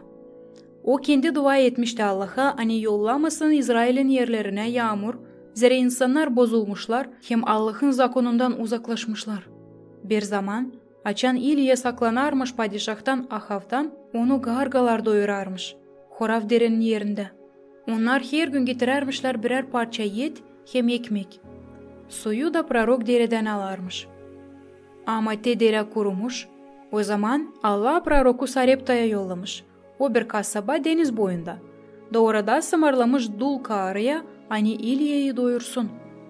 Gelmiş İlya Sarepta'ya, orada karşılaşmış dul karıyla. Çıkar bana su içeyim istemiş prorok karıdan. İnsan su gittiğine getirme, o ardına bağırmış, hem al bana bir parça gözleme. Ne sen dersin yabancı, demiş dul karı. Bende var sadece bir avuç un, hem birkaç damla holoy kanada. Ben niyetlenerdim biraz odun getireyim, pişireyim gözlemeyi kendime hem oğluma, ki yiyelim bitki sere, da yatalım yölümü bekleme. Git, pişir bana gözlemeyi oğundan, sonra pişireceksin kendine hem oğluna, cevaplamış prorok. Zira bitmeyecek senin unun hem kanada holoyun, ta ağaçlık bitmeyince. Dul insan gitmiş eve, pişirmiş İlya'ya dini gözleme, da ona oğlundan da kalmış. Öbür günlerde sandıkta gene varmış un, Kanada'da oloy bitmezmiş. Bir vakitten sonra o insanda kimde durgunmuş İlya, ağır hastalanmış oğlu. Sonra da geçinmiş. Dul karı umutsuz kalmış, biricik oğlunu kaybetmiş, zavallı insan. İlya o vakit yaklaşmış, almış uşağı yerlerine, kendi içerine getirmiş, yastığına koymuş. Sabi Allah'ım, dua edermiş İlya, var mı nice olsun hani sen alacaksın uşağı bu iyi karıdan hangisi beni evine kabletti. 3 kere yatmış prorok uşağın üstüne bütününe güdesinden, sonra da istemiş Allah'tan, Sabim, ko uşağın canı geri dönsün. İşitmiş Allah onun duasını, da uşağı diriltmiş. Sen sadece sayıkla, ne kadar sevinmiş anası, gördüğüne oğlunu inerek merdivenden aşağı doğru, İlya'nın içerinden, tutunarak onun yerinden. İnsan demiş böyle. Şimdi ben bilirim hani sen Allah'ın adamıysın, hem Allah'ın sözü senin ağzından doğrudur. Çirkin 3 yıllık kurak hem ağaçlık vakıdı bütününe dünya yüzünde geçmiş. Sıra gelmiş prorok gitsin padişaha, da bitirsin insanların bu ziyetlerini. Ama bu artık başka bir anlatma. Bu anlatmayı ise sen okuyabilirsin Padişahların 3. kağıdında 17. başta. Söyleyeceğim ta hani İsus nasihat ederken sinagogada kendi kasabasında Nazaret'te anmış İlya'yı hem odul karıyı angasına Allah yollamış o zaman İlya'yı. Padişah Hezekiya. Padişah Hezekia'da hepsi ıslah olacıydı eğer o hep bir aşağı boylu kalaydı. Ama üzgünüz. 2'de 1'de aşağı boyluluğun yerine hoduluk gelermiş. Kasabaların üstünde durarmış tütün, kırlar içinde işitilermiş kılıç sesleri, hem cenk edenlerin bağırışları. Bu gürültünün sebebi ondan, hani Asiryalılar Yude'ye cenkle gelmişler. Hepsi kasabaları almışlar, sadece Yerusalim kavi durarmış düşmanın büyük askerine karşı. Nice çekirgeler, onlar saldırmışlar bu küçük memlekete, hangisi istememiş çırak olma hem bölme kendi parasından başka padişaha. Asirya'nın üst kuvvetleri biri ardına yensermişler Yude'nin yardımcılarını, Egipetlileri. O vakitte onun ilk atlı askeri yaklaşarmış Yerusalim'in duvarlarına. Asiryalılar gülmeye alarmış Yerusalim'in yaşayanlarını, onların padişahını hem Allah'ını hangisine umutlanarmışlar. Padişaha Hezekia'ya bunları hepsini anlatmışlar. Pek sertlenmiş Hezekiya. Hepsinden pek de öfkesi çıkmış, ona hani düşmanlar Allah'a da fena laflar söylemişler. Padişah kiliseye gitmiş, dua edermiş Allah'a diyerek. Yaklaştır kulağını sahibi da işit, aç sahibi gözlerini de bak, işit Senaherimin laflarını, hangisi yolladı kişilerini ki fena laf etsinler senin için, diri Allah için. Doğru, hani Asirya'nın padişahları dünyanın çok halklarını dağıttılar, yerlerini çiğnediler, Allah'larını da ateşe attılar. Ama onlar değildir Allah'lar. Sadece insanın yelinden taştan hem taftadan yapıntılar. O yüzden de yaktılar onları.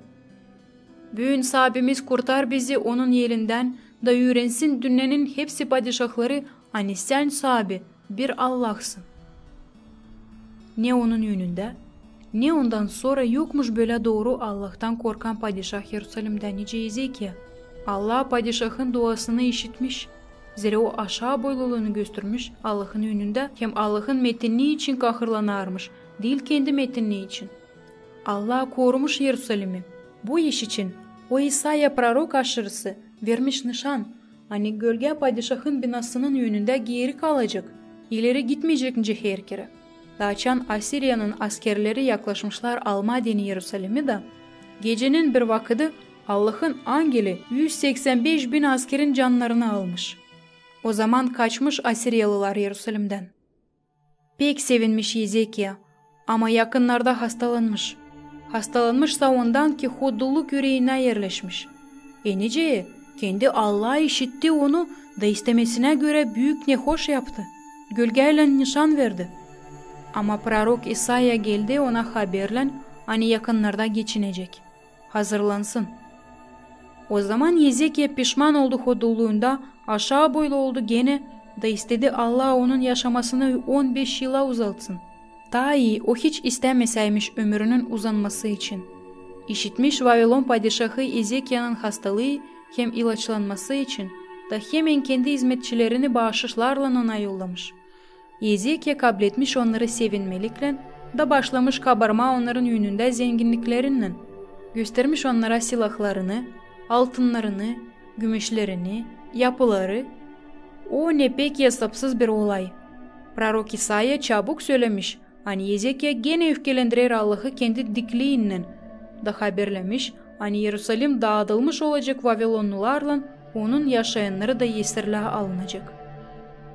Gene de bakmayarak hepsi fenalıklara, çok iyilik yapmış kendi halkına Hezekiya padişahlık ederken. Örnek getireceğim. O kazdırmış Yerusalim'in duvarların altından ta Gihon deresine kadar tünel, hani kasaba susuz kalmasın açan düşmanlar sararlar kasabayı. Onun içinden büyün de var nice geçme. Kim vardı gitti Yerusalim'e, o görebildi onları kendi gözlerinden. Aman hem Mardahey. Adam başkasına fenalıklar çıkardır. Allah ise bozar o kötü planları da çevirir fena insana karşı onları. Persların padişahı Artaxerxes evlenmeye niyetlenmiş. İsteyerek hani onun karısı olsun Persiya'nın en güzel karılarından biri, o samarlamış işçileri bütün memleketten dönsünler, hepsi güzel kızları toplayıp padişah kasabasına Suza'ya getirsinler. Suza'da bir Yudey çift Mardahey yaşarmış. O büyüdermiş uyçusunun kızını Esfer'i. Zira kız anasız babasız kalmış. Mardahey onu kızı gibi aileye almış. Bu genç kızcağız güzelmiş, kıvrakmış. Açan toplanmış çoğu gençler Suza'da, o zaman almışlar Esfer'i de padişahın evine. Beğenmiş padişah Esfer'i hepsinden pek. Onun başına fenitsi giydirmiş. Kendine karı almış onu. Büyük şenlik, konuşmak yapmış padişah kendi hizmetçilerine dini. Doluymuş masalar yemekle, hepsi Esfer'e dini. Esfer ise daha anlatmamıştı kendi senselesi için, halkı için nice de samarlamış Mardahey. Bundan sonra padişah hizmetçilerin birini üyseltmiş onun içinde. Aman olmuş hepsi yöndericilerden üysek. Padişahın işçileri baş eğildermişler hem diz çökermişler onun önünde, zira öyle samarlamış padişah. Mardahey ise eğilmermiş. Baş uğurmazmış. Yüfkeyle dolmuş Aman da niyetlenmiş hepsi Yudeyleri yok etme Artaxerxes'in bütününe padişahlığında. Yaklaşmış Aman padişaha böyle laflarla. Var bir halk, dağınık hem yayık halkların hem bölümlerin arasında senin padişahlığında. Onların zakonları hepsi halkların zakonlarından ayrı. Senin samarlamalarını onlar çiğnerler. Padişah vermiş serbestlik bu soruda. Yap onlarla istediğine göre. Elçilerden padişahlığın her bir dolayına mektuplar yollanmış, mektuplarda samarlamak varmış. Ki hepsi Yudeyler öldürülmüş olsun, acıganlık kimseye gösterilmesin, ne uşağa, ne ihtira, ne de karılara. Padişahlığın her bir tarafında nereye yetişermiş samarlamak, büyük sesle ağlamaklar, bağırmaklar hem oruçlar başlamış. Mardahey öğrendiğine ne olur, hemen haberlemiş Esfer'i da samarlamış gitsin padişaha, hem yalvarsın onu, kurtarsın onun halkını. Esfer çırak aşırı cevap vermiş. Onlar kim girer padişahın iç yankı avluna çağrılmadık, onlara sade bir dava, ölüm. Herlim padişah uzaldarsa altın bastonunu, o kalacak diri. Beni ise çağırmayırlar padişaha artık 30 gün. Da demiş Mardahey geri. Sanma, hani hepsi Yudeylerden sade sen yalnız kurtulacaksın padişahın evinde. Hem kim bilir, değil mi bu iş için sen yetiştin padişahın evine? Esfer cevaplamış. Git da topla hepsi Yudeyleri, Suza'da bulunanları, dua edin, hem oruçlanın benim için 3 gün hem 3 gece. Ben de benim çıraklarımla yemeyeceğim hem içmeyeceğim, sonra da çıkacağım padişahın önüne, bakmayarak ani zakon bırakmır. Herlim sıra gelirse ölme, öleceğim. Bu vakitse fena Aman hazırlattırmış bir 60 metrelik balaban fidan, Mardahey onda astırma deni. 3. günü Esfer padişah rubalarına düzülmüş da padişaha karşı çıkmış. O zaman uzaltmış padişah ona altın bastonunu, Esfer değmiş ona. Da çığırmış padişahı Aman'la bile o günü konuşmaya. Padişah Aman'la kabul etmişler, teklifi de gelmişler. Öbür günü gene teklif etmiş onlara Esfer. O zaman sormuş padişah. Ne soy istediğin senin var Esfer? Bağışla bana yaşamamı hem halkımın yaşamasını istediğimize göre.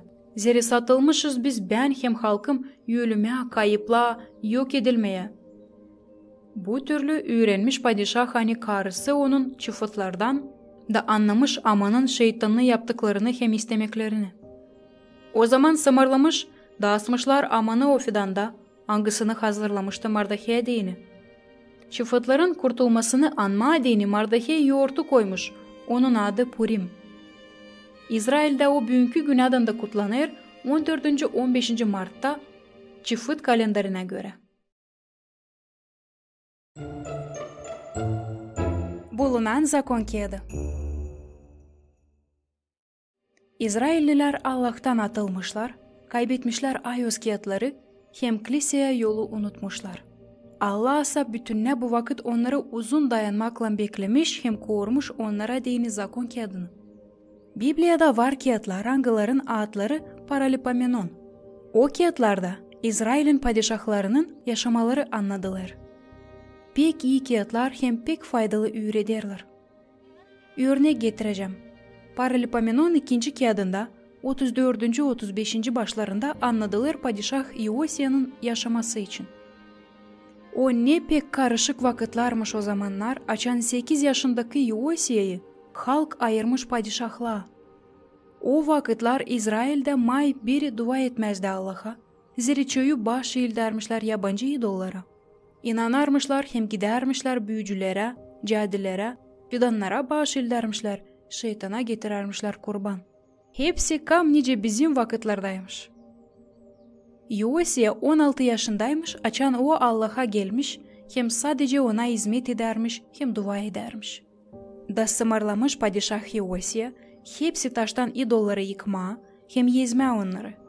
Hepsi fidanları angılarına hizmet edilerdi, kesme hem yakma. İdollara yapılan kiliseleri de dağıtma. Açan bütünne memleketi paklamış dil doğruluktan hem püsürlükten, o zaman sımarlamış yenilesinler Yerusalim'de kiliseyi, hani orada Allah'a baş eğiltme hem methetmediğini onu. İşçiler başlamışlar toplama hem paklama ilerden bırakılmış kilisenin yerini.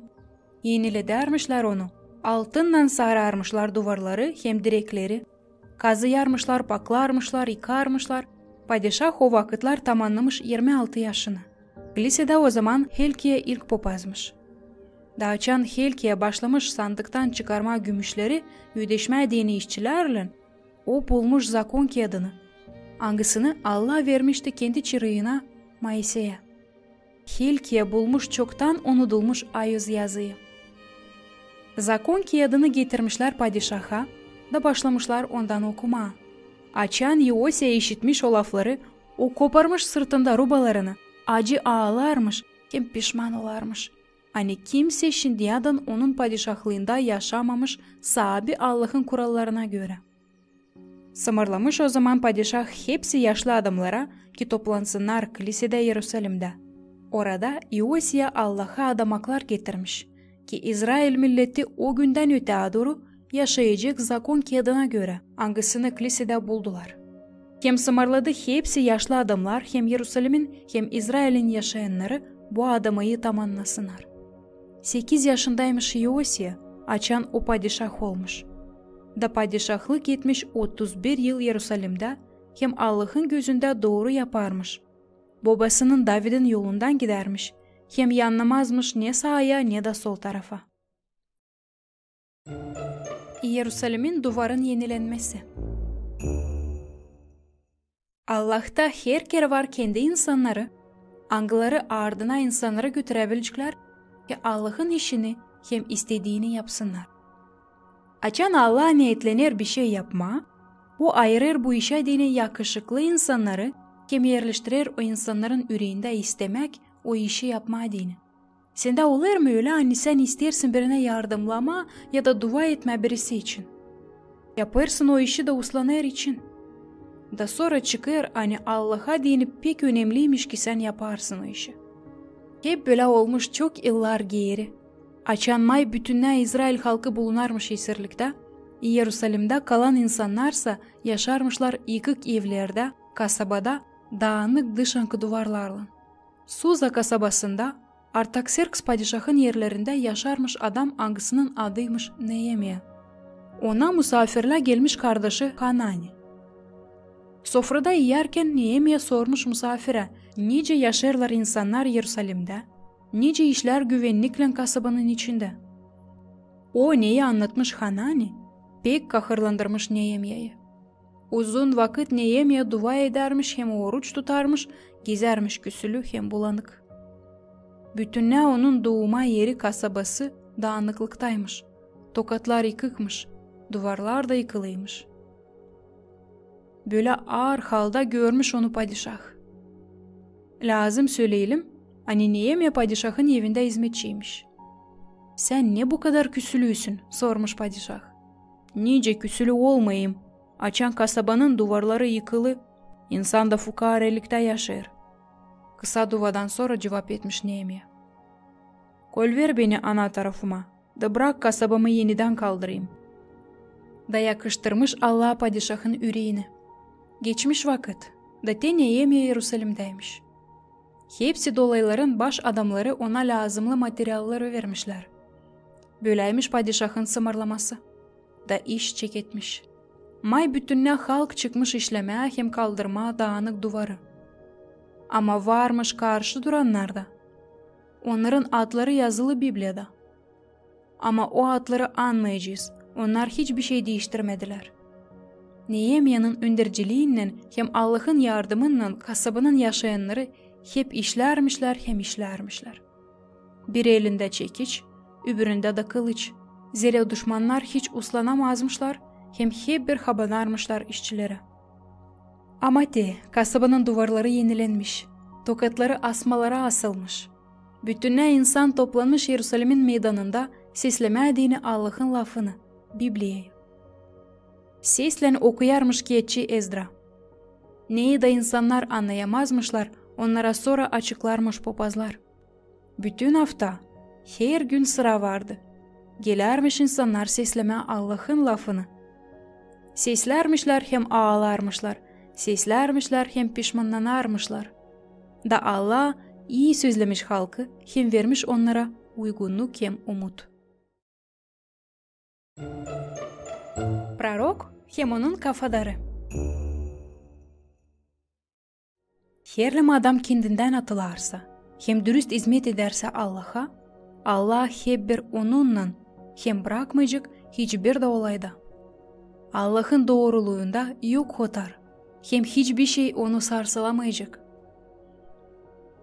Çok yıllar geri, açan İsrail halkı Allah'ın lafına göre yaşamaktan atılmış, açan halkın ön insanları Allah'ı seslemezmişler. Kasabalarda hem köylerde bitki laf kalarmış fena insanların ardına, o zaman Allah çığırmış hizmete genç adamı, onu prorok yapmış. Onun adıymış Yeremya.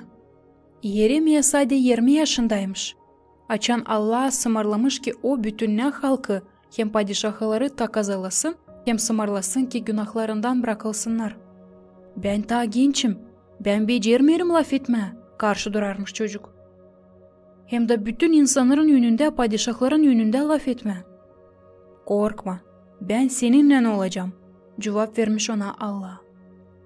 İsla, eğer Allah benimlense, o zaman beni hiçbir şey korkutmayır, sayıklamış Yeremya da olmuş Allah'ın proroku. Angısını kimse istemezmiş sesleme, hem angısından kimse korkmazmış İsrail'de. Ne de söylemese prorok Yeremya millette Allah'ın sımarlamasına göre, insanlar sadece gülmeye alarmış onu, hem düvermişler. Onu kapana da kapamışlar, bataklı pınara da sıvıtmışlar, ağaçta tutmuşlar. Böyle geçmiş 50 yıldan ziyade. Biblia'da zor bulma ta çetin hem ta Allah'a verilen adamı ne kadar Yeremya. Nereden ona bu kadar gerginlik, bu kadar aslılık? Onun hizmetin en başında Allah demişti Yeremya'ya, ben seninle olacağım. Yeremya'nın gençliğinden tavarmış iyi kafadarı bütüne yaşamasına. O kafadar kendi Allah. O Allah ister seninle de kafadarlık kurma. Esirlikte de serbest. Sadece o insanı, kim yaşar Allahsız yüreğinde, var nice çırak yapma. Allah'ı sevenlerse her kere serbest. Zira onlarla Allah. Bu historia olmuş çoktan. Ta 600 yıl Hristos'un doğmasınadan. Yerusalim'in padişahı seslememiş prorok Yeremya'yı da kalkmış karşı Vavilon'un padişahına Navuhodonosor'a. Bu yüzden Yerusalim yıkıklar içinde kalmış. Kavi kasabanın yıkılmayan duvarları dağılmışlar. Salomon'un kilisesi ise yakılmış. Hepsi zenginlikler taşınmış Vavilon'a. Yahudiya'nın da en öğrenik hem becerikli ustalarını demircileri, taşlan işleyenleri, terzilerini Vavilonlular esirle almışlar. Esirlikte olanların arasında varmış Daniil kafadarlarından. Zormuş Yudeyanın genç oğluna tutma kendini hem kendi düşünmelerini baklıkta. Ama en baştan Daniil koymuş niyetine ki kerletmeyecek kendini imeklerle padişahın sofrasından angılarını idollara kurban getirdiler. Böyle çetin niyetli insanları her kere sayırlar. Değil sadece dostlar ama düşmanlar da.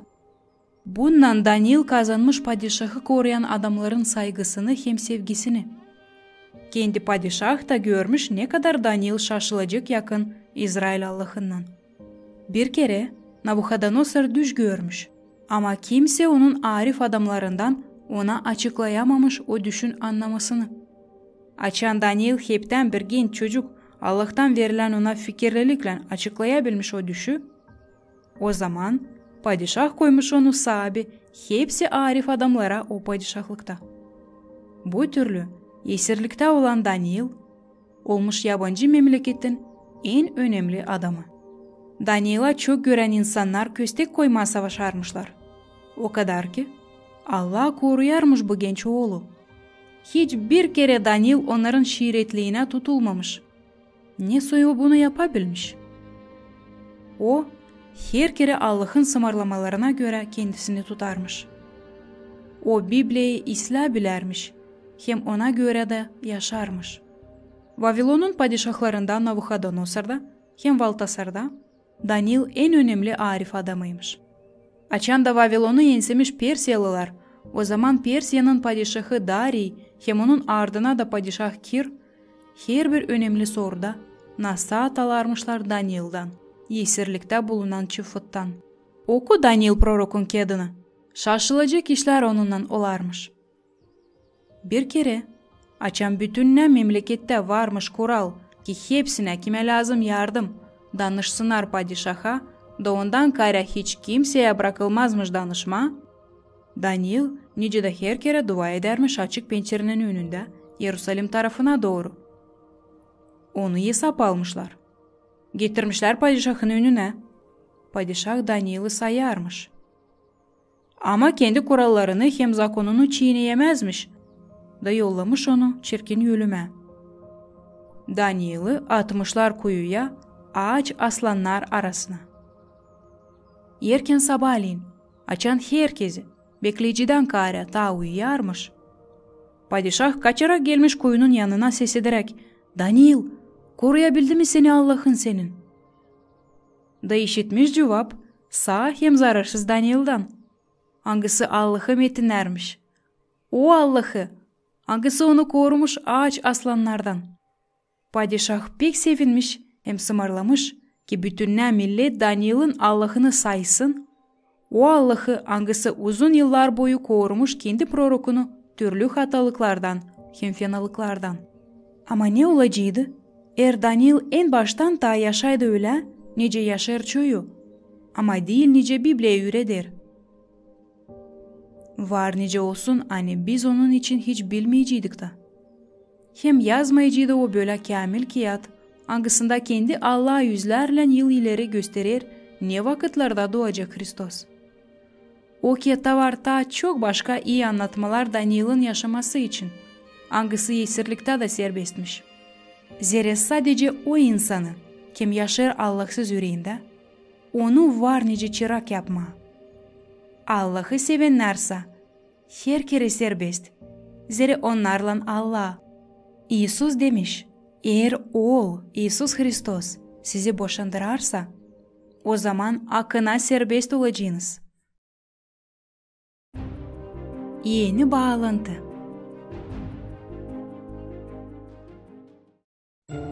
En büyük prorokun doğması. Allah ayırmış onu hazırlasın Hristos'a yol. Kilisenin kapısı yavaşçacık açılır da Papa Zahariya yaklaşır kurbanına. Onun elinde pahalı yağlar hem kokular. Heyecandan onun soluğu azalarmış. Günlükleme sahabeye ayrı bir saygı. O papaz kime düşerdi çetele, girerdi kiliseye. Bütünne halk da kalardı dışında. O ayöz yerde artık taşlar zakonlarla bulunmardı. Ama gene de bu yer kilisede kalardı çıfıtlara dini en ayöz. Übür popazlar durardılar kilisenin dışında da yavaş sesle dua ederdiler. Zira anlardılar ne kadar önemli bu vakit. Zahariya hepsi adetleri yapmış, paklanmış bu hizmetin yönünde, da şimdi durarmış, dua edermiş hem kurbanına yekelermiş güzel kokular. Kilisenin içinde birden şaft peydalanmış. Zahariya korkmuş, hem şaşmaktan ağzı açık kalmış. Onun önünde Allah'ın angeli durarmış. "Korkma Zahariya," demiş angel. "Allah işitti senin duanı. Karın senin, Elizaveta, sana oğul doğduracak. Adını koyacaksın İvan. O Allah'ın önünde büyük prorok olacak. Doğmasından tadı olacak ayüz ruhlan. Ne şarap, ne de başka sarhoş eden içki o içmeyecek. Çoyu çıfıtları da Allah'a çevirecek kendi nasihatlarından. O Hristos'un gelmesine insanları hazırlayacak." Yok nice olsun, cevap etmiş angela Zahariya. Sen görersin ne kadar ben ihtiyarım. Karım da benim hiç doğdurmadı gençliğinden ta. "Benim adım Gavriil," cevap vermiş angel.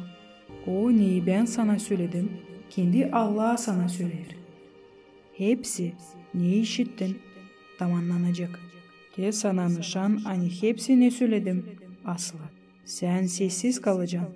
Ta oğlun doğmayınca hem tamamlanmayınca söylediklerim." Zahariya şaşmış ondan neyi görmüş, hem neyi işitmiş. Da kilisenin içinden çıkmış sessiz. Hepsi insanlar anlamışlar, hani kilisenin içinde ona oldu açıklamak Allah'tan. Kilisede hizmet bittiğiyle Zahariya dönmüş eve. Az vakitten sonra karısı Elizaveta uşak beklermiş. 5 ay o evin içinden çıkmazmış. Pek sevinmiş ona, hani Allah işitti onların dualarını. Elizaveta 6. ayında beklerken uşağını, angel Gavriil angısı gelmişti Zahariya'ya, gelmiş bir kıza Maria'ya. Angısı Nazaret kasabasında yaşarmış. O haberlemiş ona, hani doğduracak oğul Allah'tan. O oğul olacak dünyanın kurtarıcısı. Angel ta söylemiş Maria'ya, hani onun senselesi Elizaveta'da bekler uşak. Bundan sonra Maria toplanıp Yahudiya'nın bayırlarına yürümüş. Oraya nerede Elizaveta kocasından yaşarmış. Elizaveta Maria'yı gördüğüne dolmuş içi ayöz ruhlan da sevinmelikle bağırmış. "İyi sözlenmişsin sen Allah'a inanan Maria. Görerim ki bana misafirler benim sahibimin anası geldi." Maria 3 ay durmuş senselelerinde da sonra dönmüş eve. Elizaveta'ya da gelmiş vakit doğdurma uşağı. Ona istemişler babasının adını vermeye ama anası karşı durmuş. Onun adı Yuan olacak. Ama senselemizde yok bir de adam böyle atlan. Kayıl olmazmış senseleler.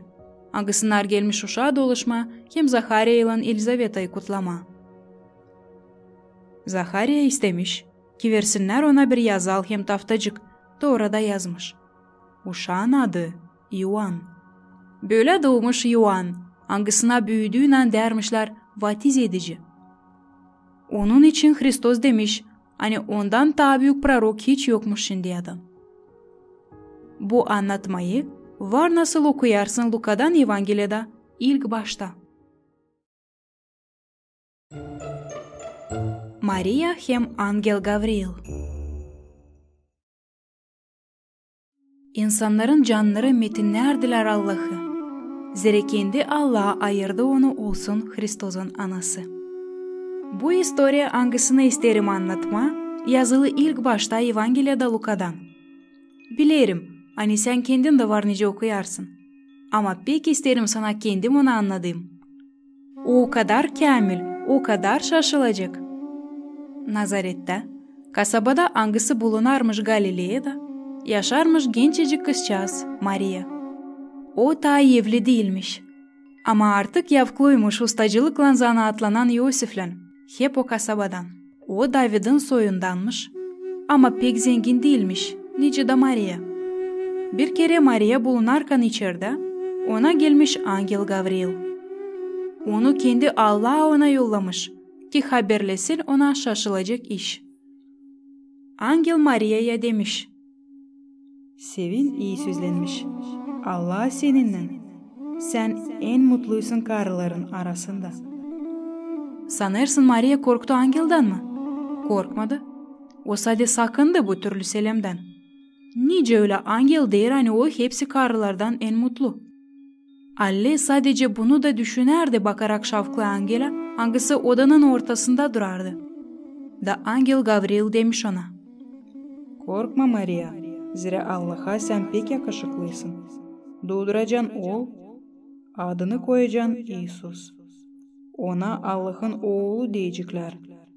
Padişah olacak David'in padişahlığında deveç. Oğlunun padişahlığı olacak bitkisiz. Da Maria hiç şüphelenmemiş onda, hani Allah yapabilecek hepsi bunları. O sadece sormuş: Ben daha evli değilim, nice bende oğul doğacak? Angel cevap vermiş, hani o oğul olmayacak onda adamdan. Ama kendi Allah onu yaratacak. Nice de bütün dünyayı yarattı. Bu iş Allah'a dini yapabilecek bir iştir. Maria demiş o zaman: İsla, ben Allah'ın çırağıyım, ko olsun senin lafına göre. Bundan sonra Angel ansızdan yok olmuş. Hep öyle ansızdan nice de peydalanmıştı. Böyle başlıyor sahabemizin İsus Hristos'un yaşaması bu yerde. Onu Allah kararladı bağışış verme bu kayıplığa giden dünyamıza, ki hepsi kim inanacak ona kayıp olmasın, ama diveç yaşamayı kabul etsin. Şaşılacak istoriya, değil mi? En şaşılacak olay.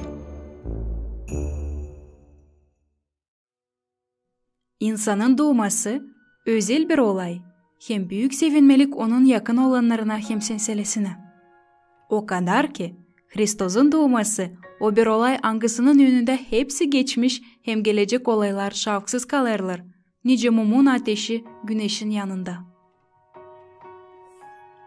Evangeliyada Luka'dan 2. başta yazılı: Geldi vakit ki o doğdursun. İsus'un doğması benzemer her bir uşağın doğmasına. Niçin mi? Niçin ki Maria'ya hangisi için yazılı Evangeliyada 9 ay ileri geldi Angel Gabriel da dedi, hani onda oğul doğacak. Oğul hangisinin babası kendi Allah. Maria Angel'a inanmış. Hristiyanlar bugünü anırlar her yıl. O yortunun adı Благушten. Maria'nın varmış yavuklusu, adıymış Yosif. Yosif'e da gece uyku arası Angel gelmiş. Da demiş ki kahırlanmasın. Kendi Allah'a ayırmış Maria'yı olsun Allah'ın oğlunun anası. Hem haberlemiş ki Yosif uşağın adını İsus koysun. Bundan sonra Maria ile Yosif Vifleyem'e doğru yol tutmuşlar. Orada halkın sayısını yazarmışlar. İnsanla doluymuş her yer. O kasabaların hepsi insanları toplanmışlar. O kadar çokmuş kişi, hani Maria ile Yosif'e yer kalmamış evler içinde misafirlere dini. Sadece bir yumuşak yürekli adam bulmuş onlara dini yer damda, hayvanların yanında. Orada makar sıcakmış, hem rüzgar esemezmiş. Artık akşam karanlığı çökmüş, ne varmış onlara yapsın? Sevinmelikle kayıl olmuşlar buna da. O vakit gökte tutuşmuş yeni yıldız, değil sade, özel bir yıldız. Uzakta bulunan arif, bilgiç adamları gördüğüne o yıldızı yapmışlar çıkış, ki Yude'de büyük iş oldu, doğdu padişah.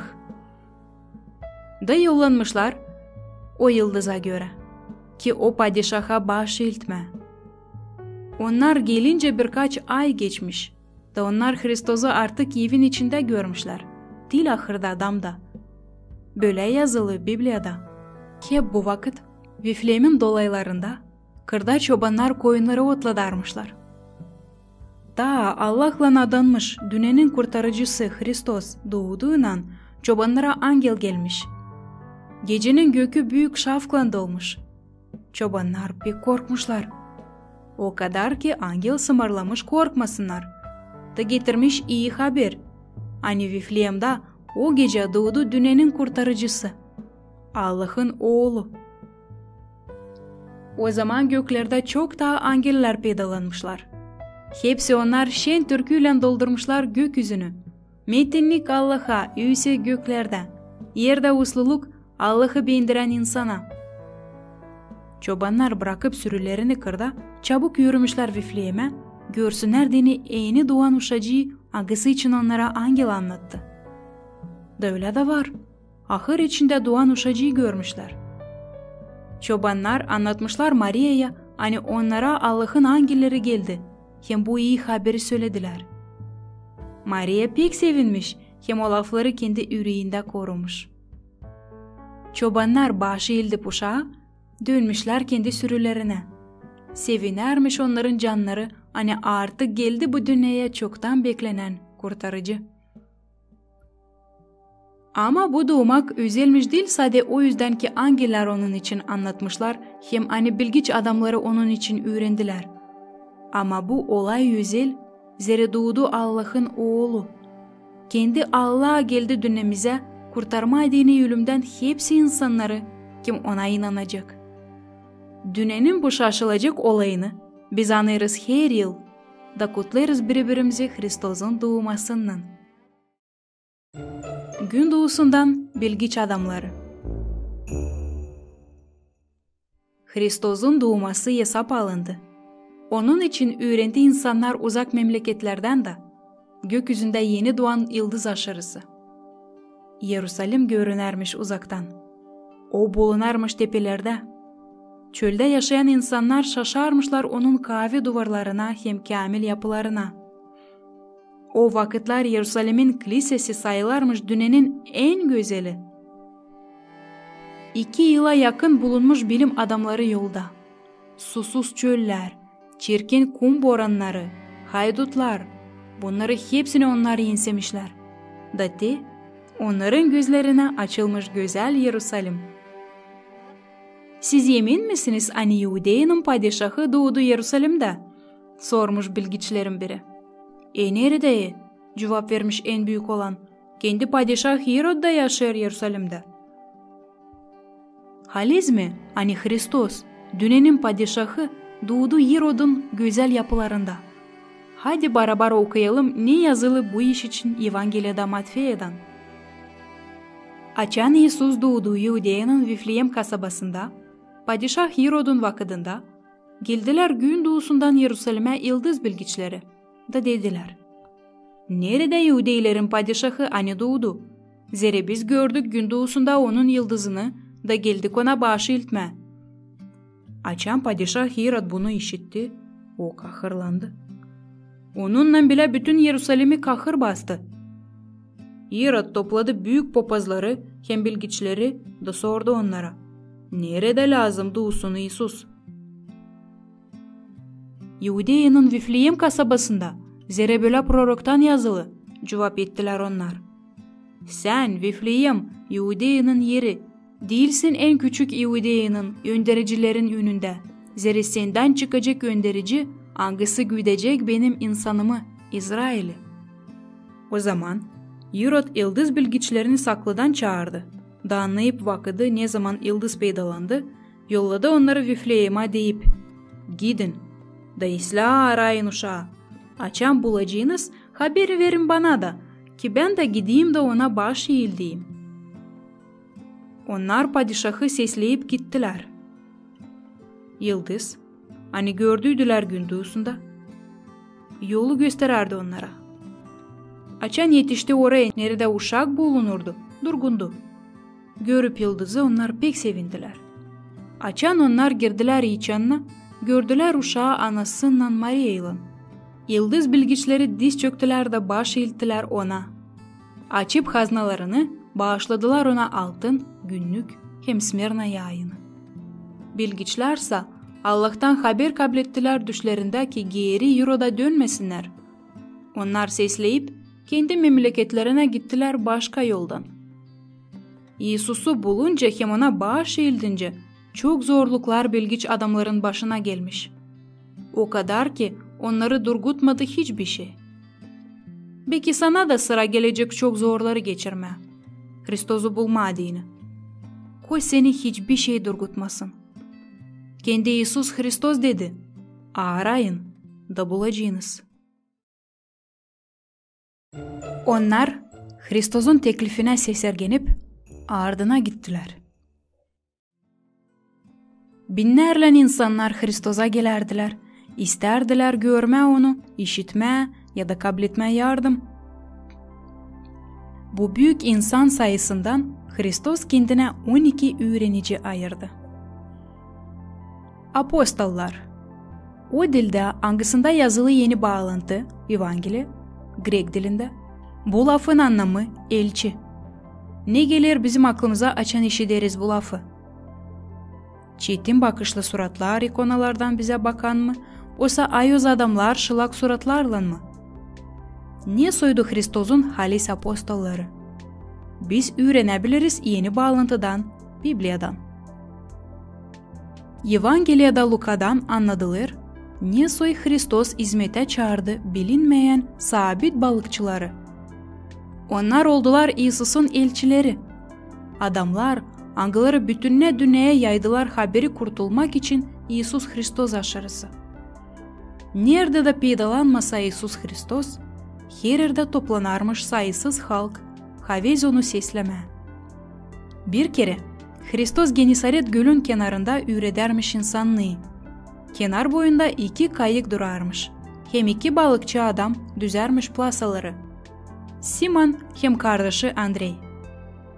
Toplanmış o kadar çok insan, hani Hristos'a sıra geldi Simon'un, hangisine ta sonra Hristos verdi ad Petri, da yalvardı kenardan üssün göl içine. Biraz uzaklandığından kenardan, o kadar adam hani hepsi işitebilsin onu, Hristos başladı Allah'ın lafını anlatma. Başardığına nasihatlarını İsus sımarladı Petri üssün ta uzağa, da dağıldırsın plasaları. Petri iyi balıkçıymış. O karşı durmuş Hristos'a. Zira onlar bütün gece savaşmışlar balık tutma, da bir de balıcak tutamamışlar. Gece tutamadıysalar, gündüz hiç de olmayacak bu iş. Ama Hristos'u seslemiş, da lafına göre yapmış. Şaşılacak, plasaların içinde o kadar çok balık varmış. Hani onlar kopmaya başlamış. O zaman Pötr çağırmış yakınlarda yüzen Yuhan'ı hem Yakov'u ki gelsinler yardıma. Balıkla dolmuş ikisi de kayıklar, Petri'nin de Yakov'un da. Ama o kadar adam dolmuşlar hani boğulmaya başlamışlar. Korkmuş balıkçılar görerek Hristos'un şaşılacak işlerini. Pötr da anladığıyla hani onun Hristos'la var işi der ona. Sahibim, bırak beni, ben günahkar adamım. İsus uslandırır balıkçıları laflarla, korkmayın, ardıma gelin, benim elçilerim olacaksınız, insanları kurtarma adını. Balıkçılar bırakıp kayıklarını, kendi balıkçılık zanatını Hristos'un ardına gitmişler. Hristos bu sabit insanlardan kendine öğrenici yaptı. Hem sımarladı bütünden yerde Allah'ın padişahlığını anlatsınlar. Bu sımarlamayı yapma adını öğreniciler bütününe yaşamalarını koydular işe bu uğurda. Matvey, gel ardıma. İsus Hristos ayırardı kendine kafadar. Ama değil öyle nice biz sınıştık ayırma. Zira insanlarda o sayardı başka kaliteleri, dil onu ne önemli bu dünyaya dini. Hristos'un vakitlerinde en az edilmeyen adamlar halkların arasında onlardı. Kim toplardı insandan para, derdiler onlara harççı. Onlar toplarmışlar Roma memleketine dini parayı, da çok kere alarmışlar insandan ta aziyede ne kadar lazım. Bu türlü harççılar zenginlermişler. Vakıdın biri İsus çağırmış böyle bir adamı gelsin onun ardına. Başka laflarla onun öğrenicisi olsun. O vakitler İsus Kapernaum kasabasında yaşarmış. Olmalı Petri'nin evinde. Günlerin biri İsus çıkmış yola deniz boyuna. Nerede çok kere insanlar toplanarmış onu sesleme. Geçerken kasabanın tokatlarının yanından İsus görmüş harçıyı Matvey'i. Doğru düşünersin. O Teo Matvey hangisi yeni bağlantıda ilk kağıdı yazdı. Dati İsus onun yanından geçerken demiş, gel ardıma. Matvey de çok düşünmeyerek bırakmış hepsini de gitmiş İsus'un ardına. Bu kadar büyük misafir için Matvey sofra kurmuş, çığırmış o yoğurtluya hepsi kafadarlarını, harççıları hem günahkarları, nice kendi Matvey anladır. İsus böylelerden utanmazmış, laf edermiş onlarla. Ama çoğu insanlar, angları kendini ayoz sayarmışlar, başlamışlar mırıldanma, hem İsus'un öğrencilerine dermişler, niçin öğretici yer hem içer günahkarlarla hem harççılarla? İsus işittiğine bu lafları cevaplamış. Hastaların var zoru ilaçta, değil sağ olanların. Ben geldim çığırma pişmanlığa günahkarları, değil ayozları. Bu laflardan sonra Hristos'a kimse karşı duramamış. Zira öyle de var. Kurtulmakta hem affedilmekte günahkarların var zoru, değil ayozların. Böyle harççı adam Hristos'un öğrenicisi olmuş. Sonra da ilk yeni bağlantının yazıcısı olmuş. Nerede Hristos'un laflarını yazır, onun nasihatlarını, şaşılacak işlerini yazdırır. Matvey, Hristos'un ona danışmasını gel ardıma da yazmış. Matvey'den Evangeliyada 10. başta. Petri suyun üstünde gider. Çok kere insan bir şeye inansın diyeni uzun yıllar geçer. Ama şüphelensin diyeni yeter birkaç minut. İsus kendi öğrenicilerini Genisaret Gölü'nün öbür kenarına yollamış kayıkla. Kendisi bayır tepesine binmiş da dua edermiş. O vakit gölde çirkin boran kalkmış. Kayık iki tarafa sallanarmış. Gök kararmış bulutlardan. Rüzgar esermiş kayığın içinde. Öğreniciler korkuyla dolmuşlar. Onlar çoğu balıkçıymış. Ne kadar çirkin boranın işleri onlar bilermiş. Ama ta da pek korkmuş onlar o zaman. Açan su üstünde onlara ruh görünmüş. O zaman onlar işitmiş. Bu ben. Korkmayın. Öğreniciler tanımış Hristos'un sesini. Petri de hemen demiş. Bu halizden sensin. O zaman samarla ben de gideyim suyun üstünde. İsus demiş ona. Git. Petri çok düşünmeyerek atlamış göl içine da gitmiş dalgalı su üstünde nice uz yerde. O Hristos'a bakarmış, yüzü şılarmış sevinmelikle. Şaşılacak iş yapmış ona dini öğretici.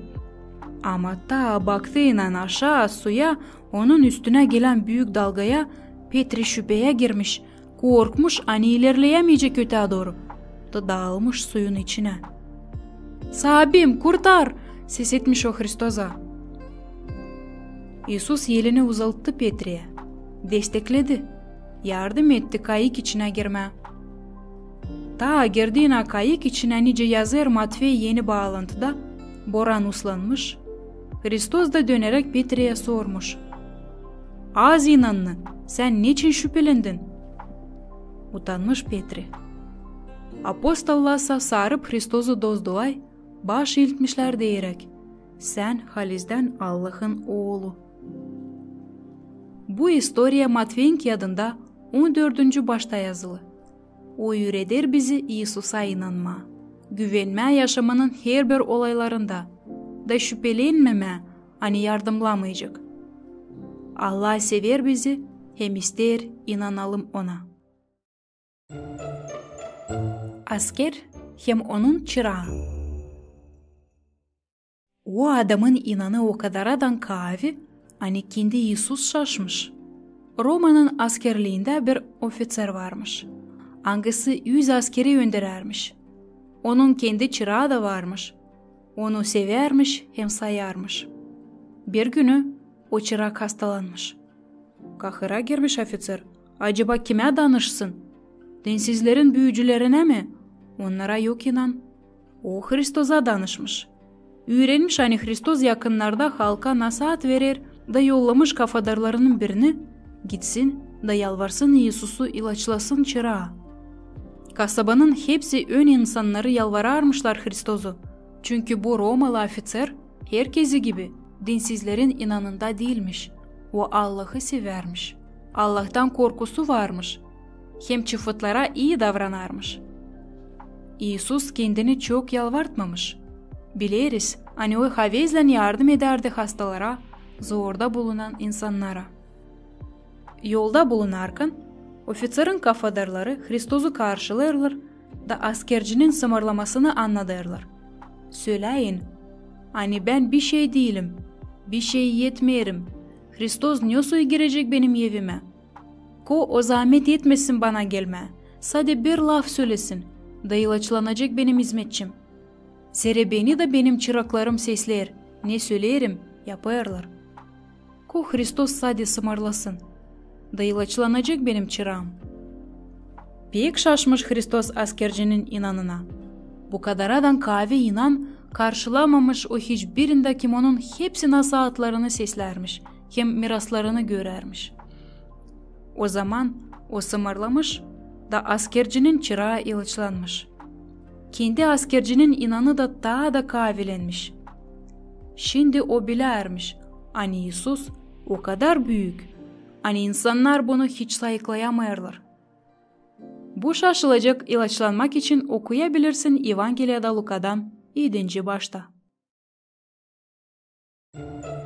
Hristos'un izlerinden gitmek.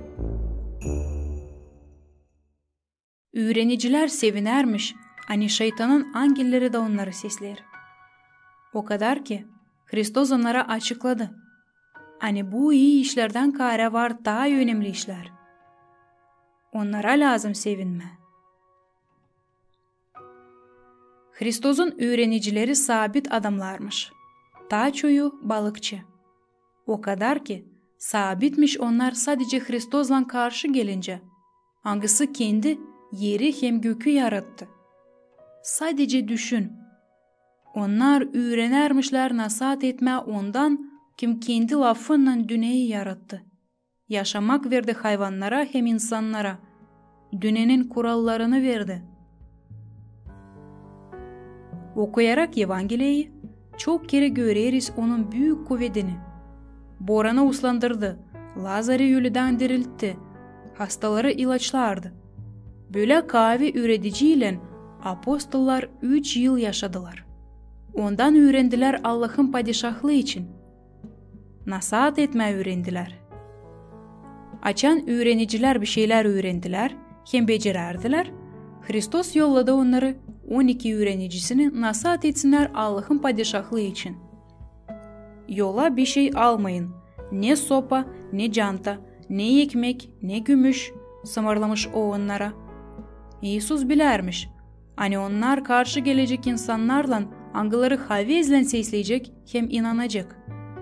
O insanlar zahmet edecekler öğreniciler için. Ekmek de yastık da verecekler.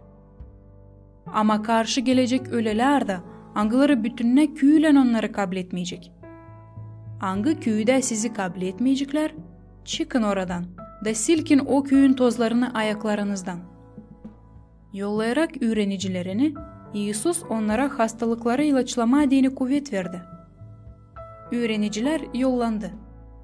Hepsi başka başka köylere. Kimisi Yülin tarafa, kimisi de Poyraz tarafına. Köyden köye gezerek onlar Allah'ın padişahlığını anladardılar, hastaları ilaçlardılar, şeytanın angellerini insanlardan uğradardılar, Hristos'dan verilen kuvvetle. Öğreniciler için hem onların işleri için ateş gibi çabuk dağılmış haber Yahudiye dolaylarında. Çok varmış hasta hem fena duhla tutsak insanlar. Çoğu yardım istermiş. Kendi Hristos her yeri yalnız yetiştiremezmiş gitmeye, da yollarmış öğrenicilerini memleketin her bir tarafına. Öğreniciler öğrenermişler yalnız başına olma. Geri döndüğüyle onlar anlatmışlar neler yaptılar.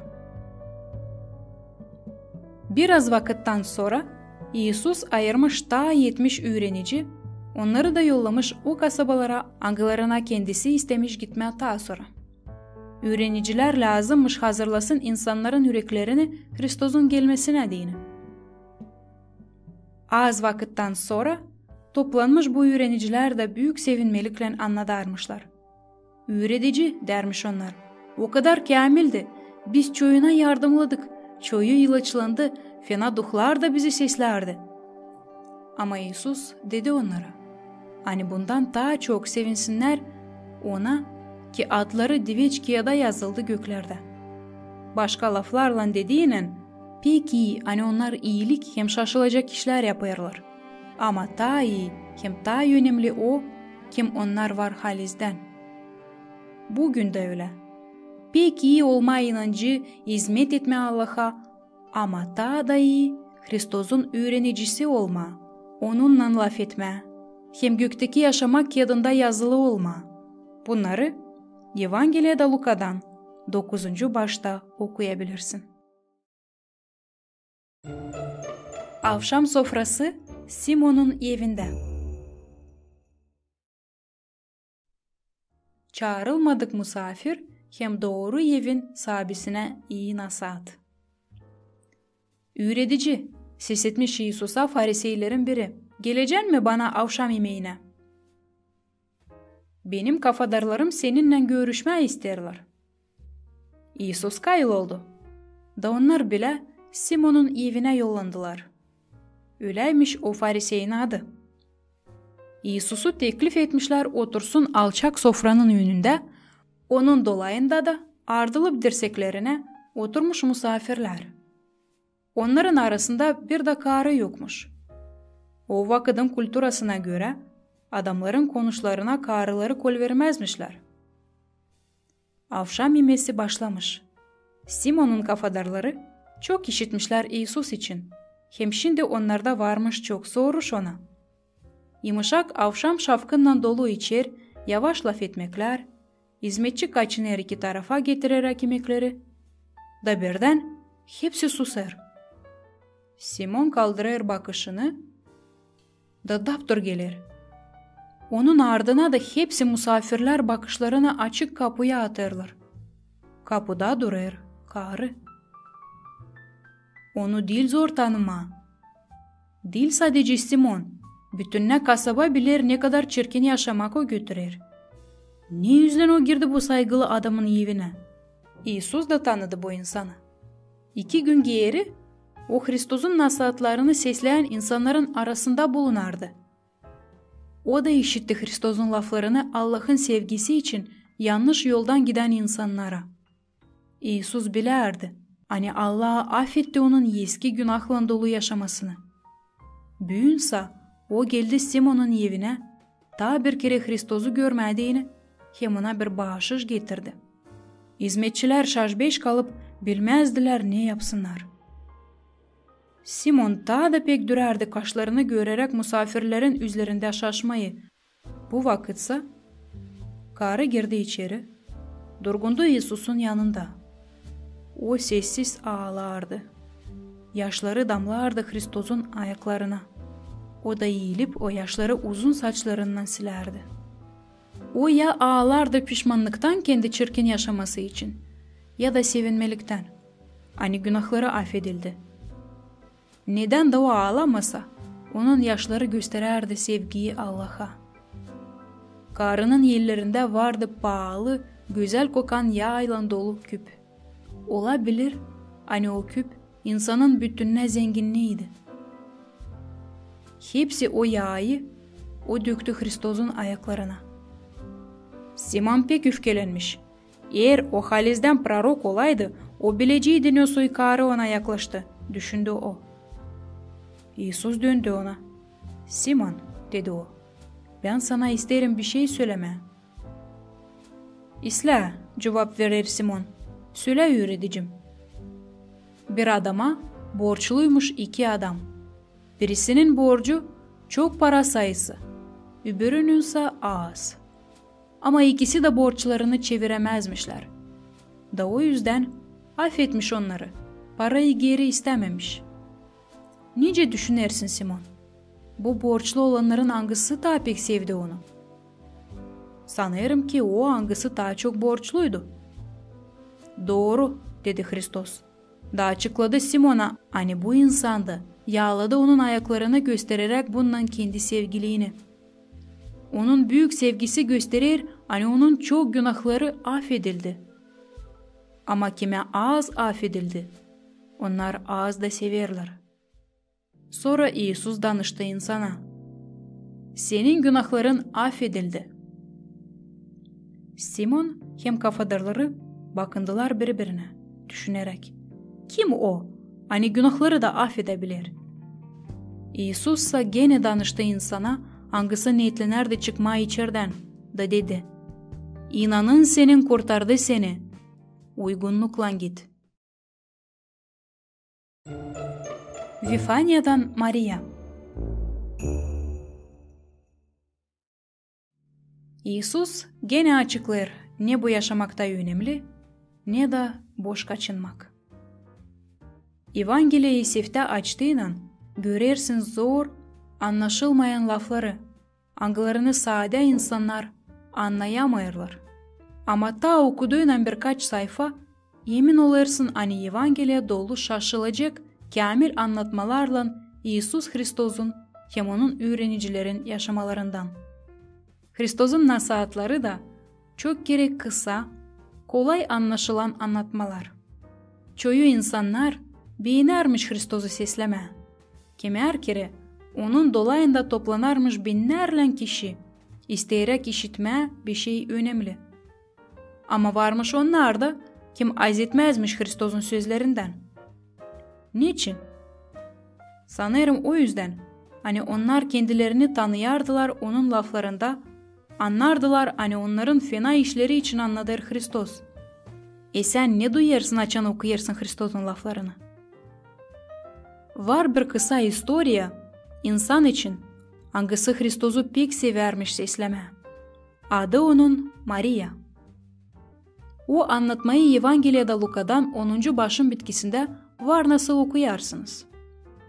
Yerusalim'e yakın Eleon Bayır'ın alçağında yayılıymış köy Vifanya.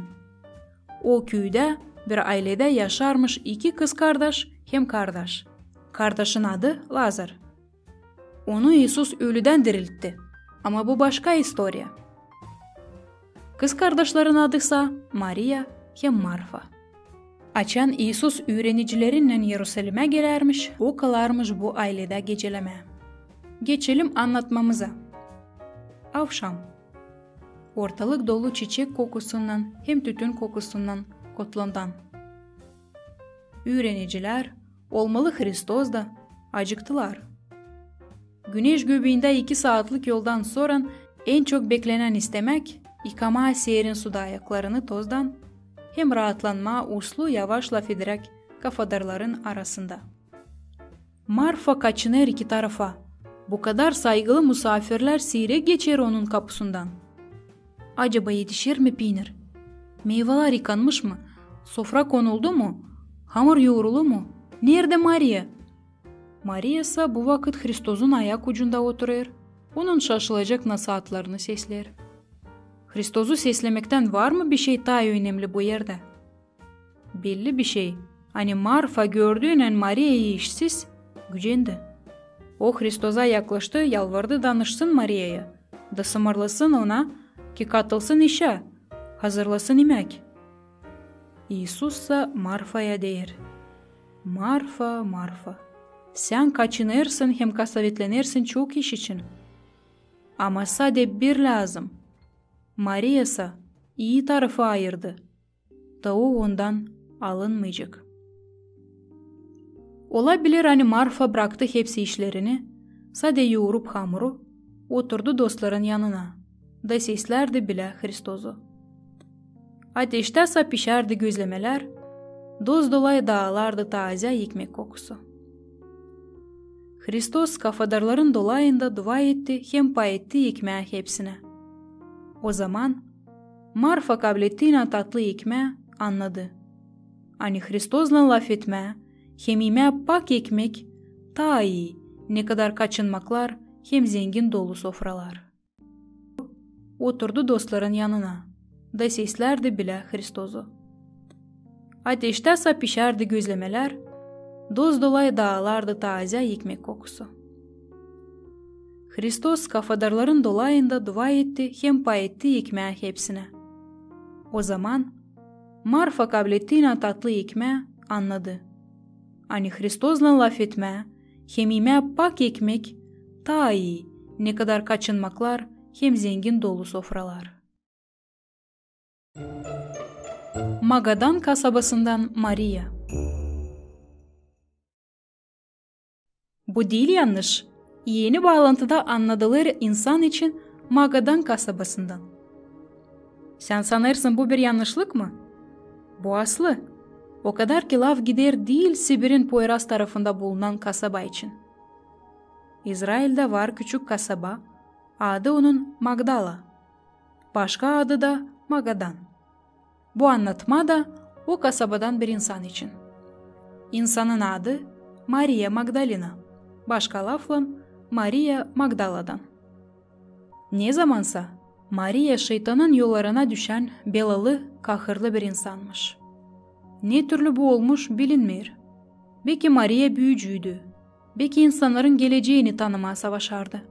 Ama ne soyda günah onun giyerki yaşamasında olmasa, o dönmüş Allah'a.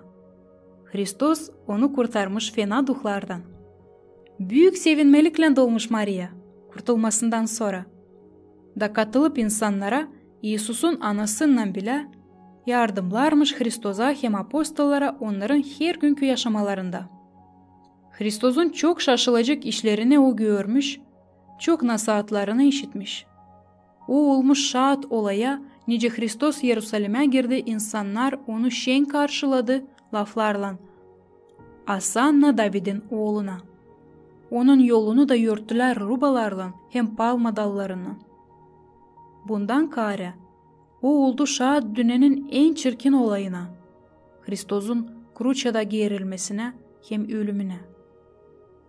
Maria acı yaşlarla ağlarmış zere o kim kurtardı onu ölümden, affetti hepsi günahlarını, yaşamasını şenlikle doldurdu. Ayıp kruçada öldü gerili. Hristos geçindiğiyle o öbür insanlarla bile sağırdı İsus'un güydesini kumaşlara, hem kendi gözlerinle gördü nice onu koydular taştan mezar içine. Yerken sabahleyin, haftanın ilk gününde, Maria hem ta iki insan mezara geldiler. O vakıdın adetlerine göre İsus'un güydesini güzel kokan yağlarla yağlamadığını. O kadar ki mezara çıktı. Taş angısı kapardı mezarı, çekiliydi bir tarafa. İnsanlar hemen Hristos'un öğrenicilerine kaçtılar, anlatmadığını. Öğreniciler kaçara geldiler mezara. Da yemin oldular, hani aslıdan İsus yok mezar içinde. Öğreniciler hem şaşardı hem de kahırlanardı, anlamayarak ne oluyor. Onlar döndüler evlerine. Maria kaldı boş mezarın yanında da ağlardı. Birden peydalandı angiller. Onlar sordu, neden o ağlar? Maria cevap etti, nice o ağlamasın açan sahabinin güydesini kimse çıkarıp almış ama nereye götürmüş o bilmiyor. Bir de Maria görür adamı. O adam da sorar, niçin o ağlar? Açan o adam danıştı Maria'ya adınca, o tanıdı Hristos'u. İsus diri. Bu şaşılacak haber birden çevirdi onun kahırını kenarsız sevinmele, sıkıntıyı şenine, yaşı uslanmaya. Değil belli. Geldi mi o zaman Maria'nın aklına Hristos'un lafları, mutlu ağlayanlar, zere uslanacaklar. Ama bu laflar onun yaşamasında gerçeklendi. Mutlu hepsi, kim şimdi geçirir zorlukları, kahırları. Zere onlar bulacak rahatlık sahibi de Hristos'da. Adın kuvveti. İsus Hristos'un adında var şaşılacak kuvvet. Bu adı çiğrerler, bu adla bereketlerler, hem ilaçlarlar. Hem de bu ad aşırı kurtularlar. Petri hem Yohan, iki apostol, kiliseye gidermişler. Orada toplanardı hepsi Hristos'a inanan insanlar. Yaklaştığından kilisenin tokatlarına görürler dilenici adamı. O küçüklüğünden ta gezemezmiş. O yüzden sabahleyin senselleri onu oturdarmış kilisenin basamaklarına, akşamleyin de getirermişler eve. Görmüş bu adam Petri'yi hem Yohan'ı da kararlamış onlardan da dilenme. Apostollardasa yanında hiçbir şey yokmuş, ona vermediğini. O kadar ki adam onlara öyle umutla bakarmış, hani yanından geçememişler. O zaman Petri dileniciye demiş: "Yok bizde ne altın ne de gümüş. Ama neyimiz var? Onunla paylaşacağız seninle. Nazaretli İsus Hristos'un adıyla söylerim sana, kalk da yürü." Bu laflarla o uzalttı elini adama yardım etti kalkmaya basamaklardan. Da dilenicinin ayakları kahveleşti. O başladı gezmeye hem sevinmelikle atlamaya. Ona artık sıra gelmeyecek dilenmeye. İsus onu ilaçladı. Şimdi o kendisi kendine kazanabilecek ekmeğini. Yohan'la Petrisa gitmişler öteye doğru. İlaçlanan adam da onların ardına. Sevinir, Allah'ı met eder.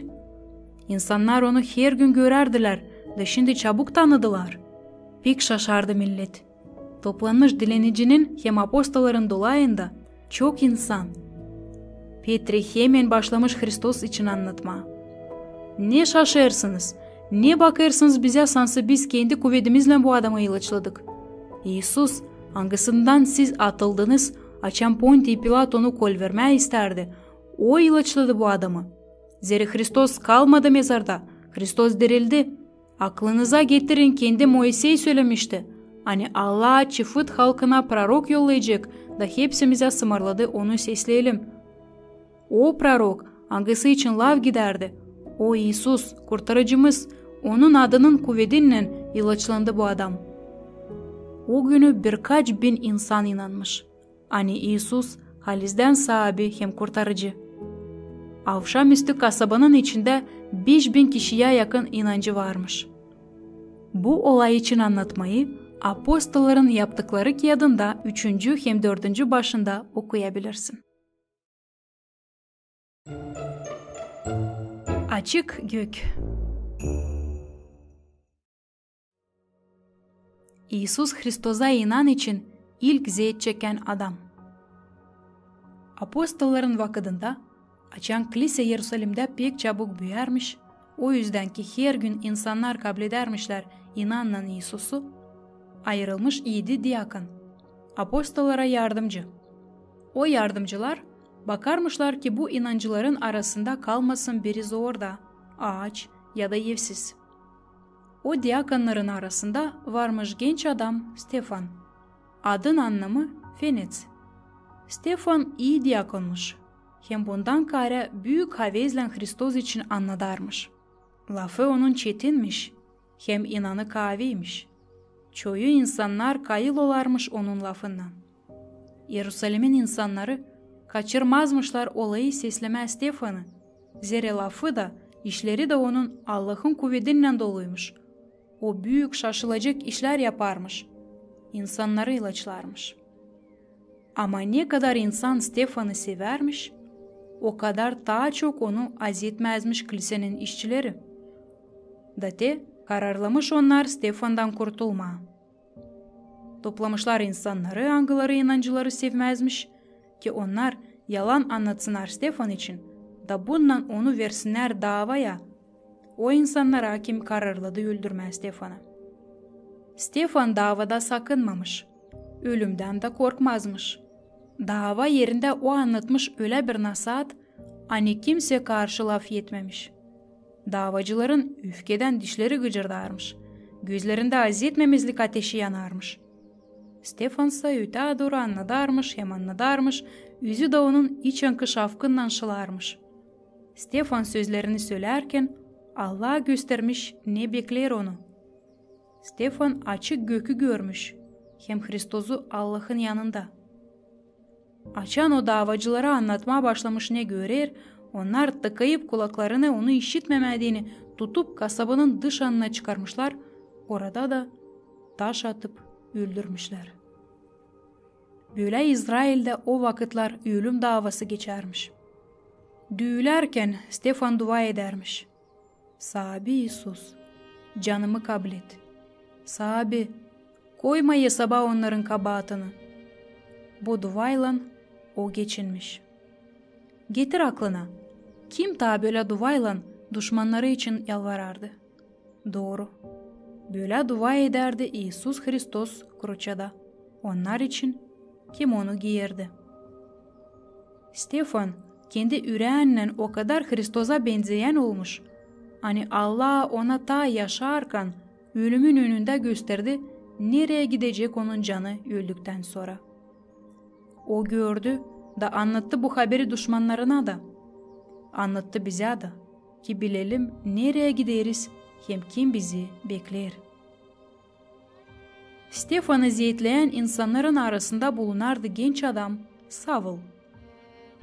Stefan'ın sözleri hem duası bıraktılar derin iz Saul'un yüreğinde. Allah onu daha sonra çığırdı hizmete da o dinsiz insanlara dini oldu büyük apostol. Bu genç adamı biliriz nice apostol Pavel. Ama bu artık başka anlatma. Bizim şimdi anlatmamız Stefan içindi. Hangisine Allah açtı gökü. Bu anlatmayı apostolların yaptıkları için kağıdında 6. 7. başlarda okuyabilirsiniz. Şimdi anlatmamız Stefan içindi. Hangisine Allah açtı gökü.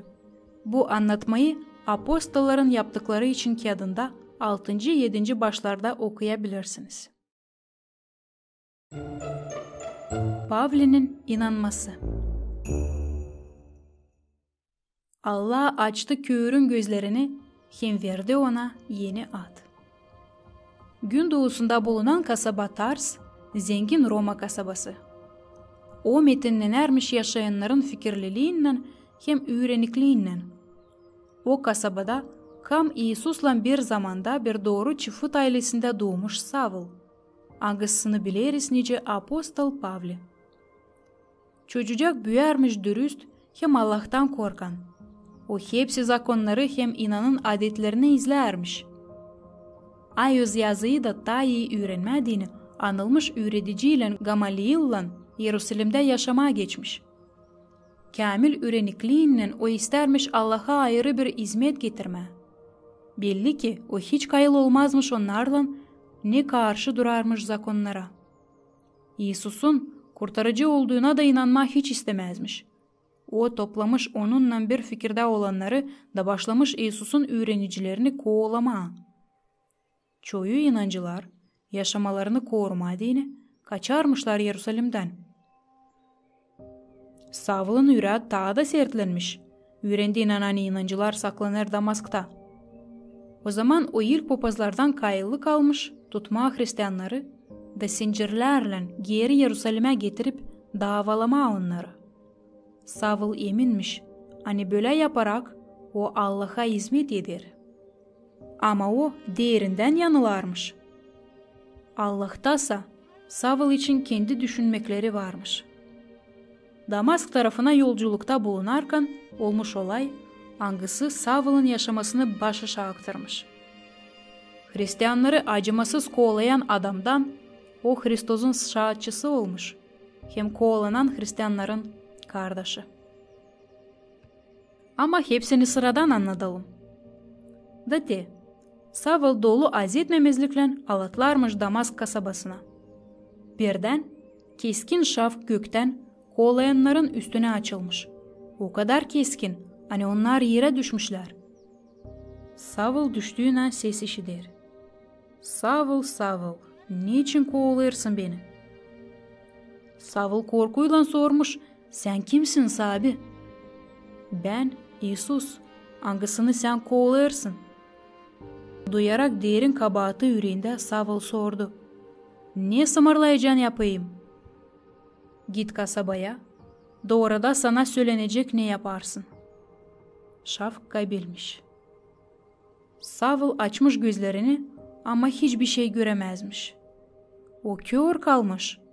Onun yoldaşları da işitmişler sesi ama bir şey görmemişler. Çok şaşıp onlar kaldırmışlar Savul'u da Damask'a getirmişler. Savul'un kahırı dipsizmiş. Allah'ın önünde büyük kabahat duyarmış. O kendi Hristos'u kovalardı. Onun öğrenicilerini öldürerdi. 3 gün Savul tutmuş oruç hem dua etmiş.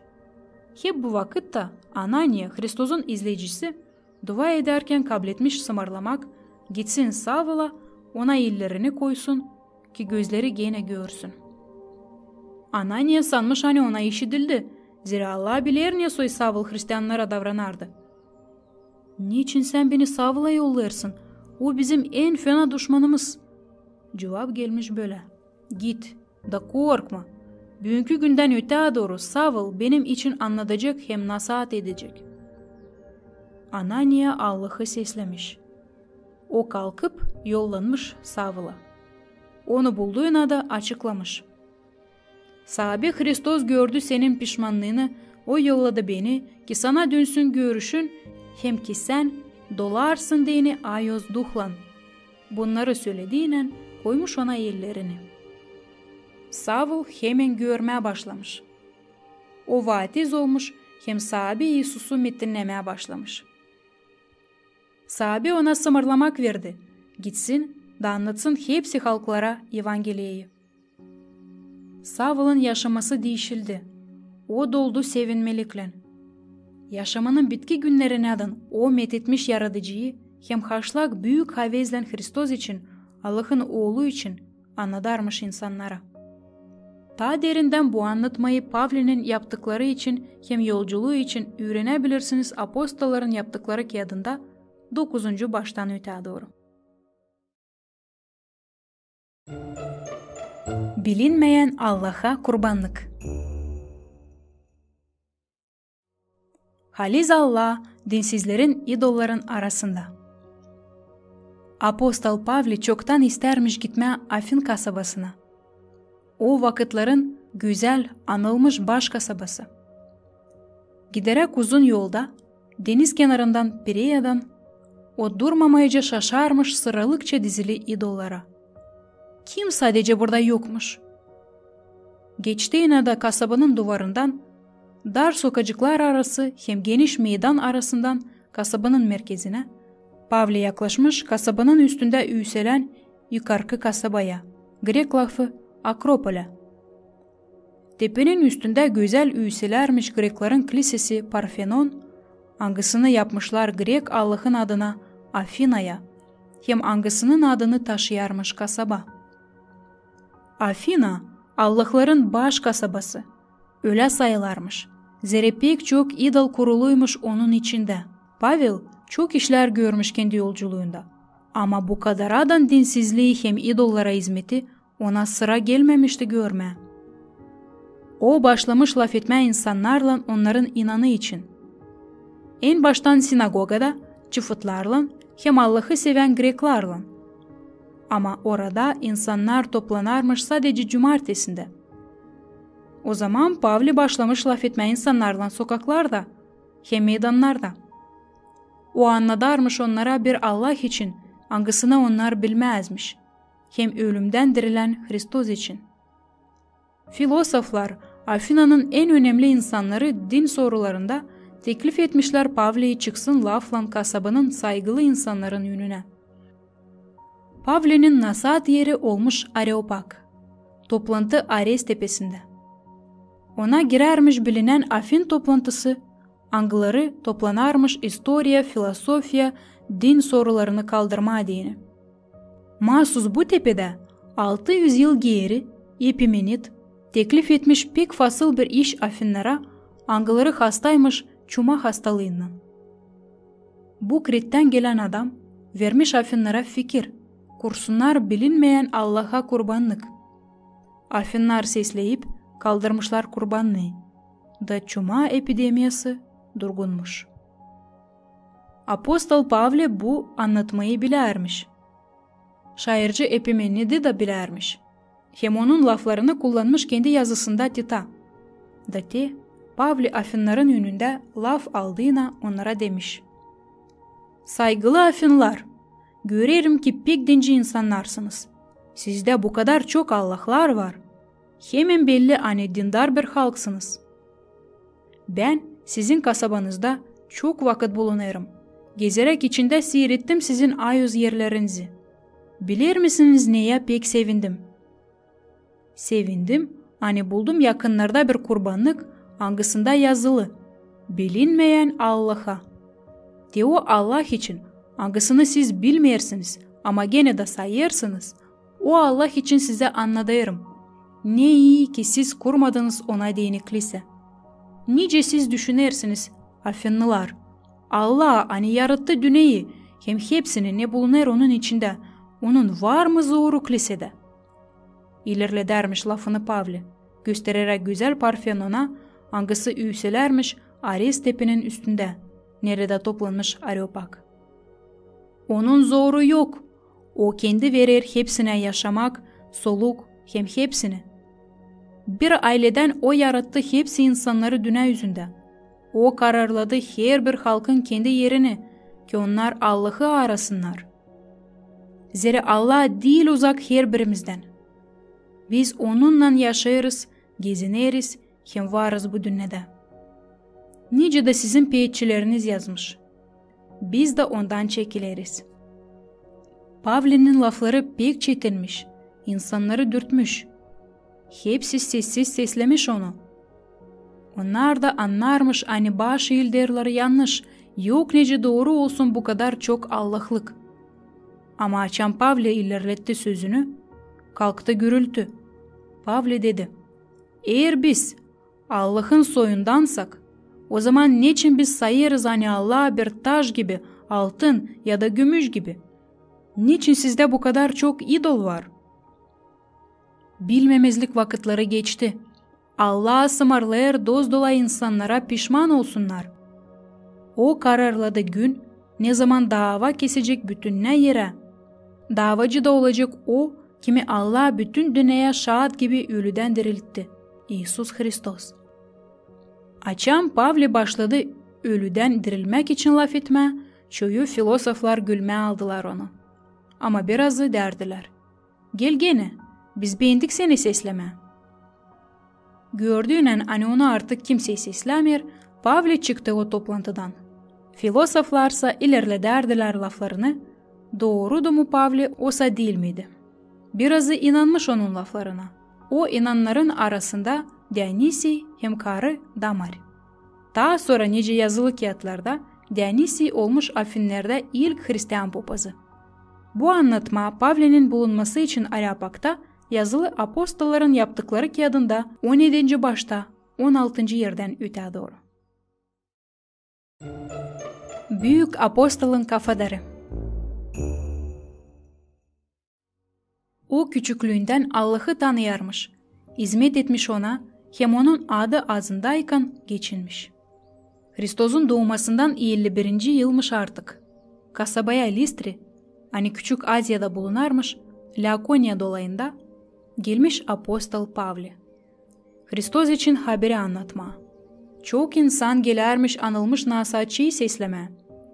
Nice de her bir öğreden apostol Pavle görermiş kim onu açık göz sesler, kim de seslemir.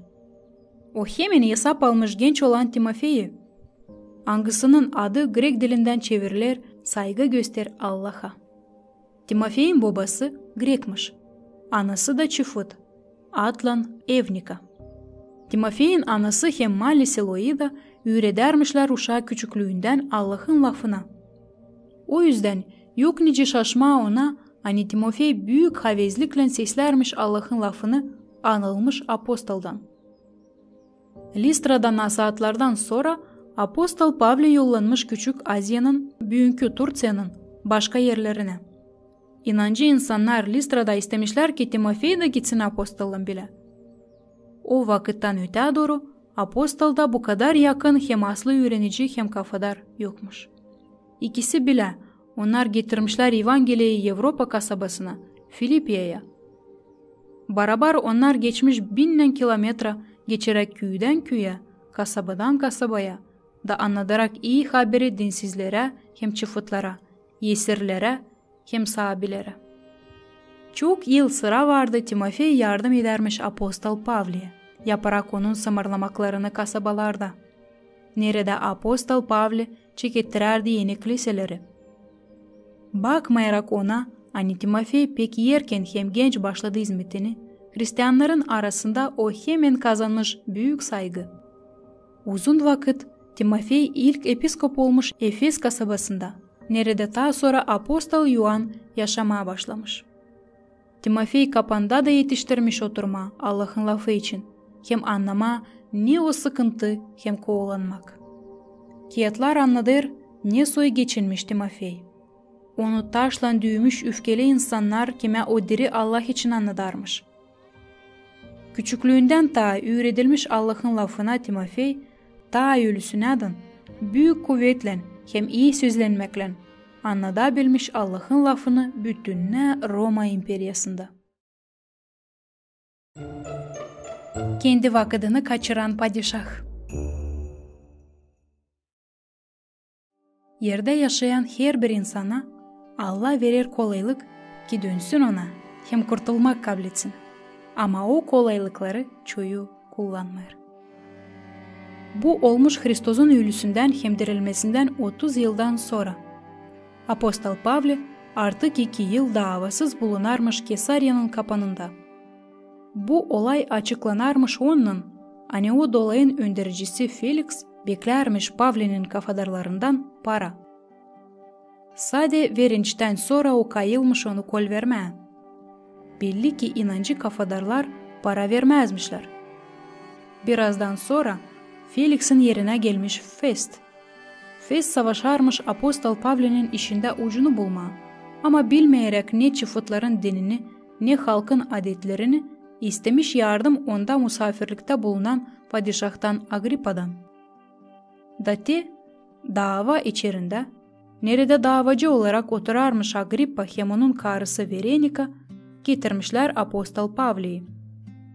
Bütününe içer dolmuş padişahın askerleriyle hem kasabanın zenginleriyle. Seyrek olarmış ki kendi padişaha dava etsin. Mutluyum ben ki bugün hepsi bu insanların hem senin önünde padişah Agrippa var kolayım şahat yediğim inanım için hem benim kurtarıcım için başlamış kendi lafına apostol Pavli. Ben bilirim sen inanırsın proroklara hem inanırsın ki Allah var. Ben de inanırım proroklara.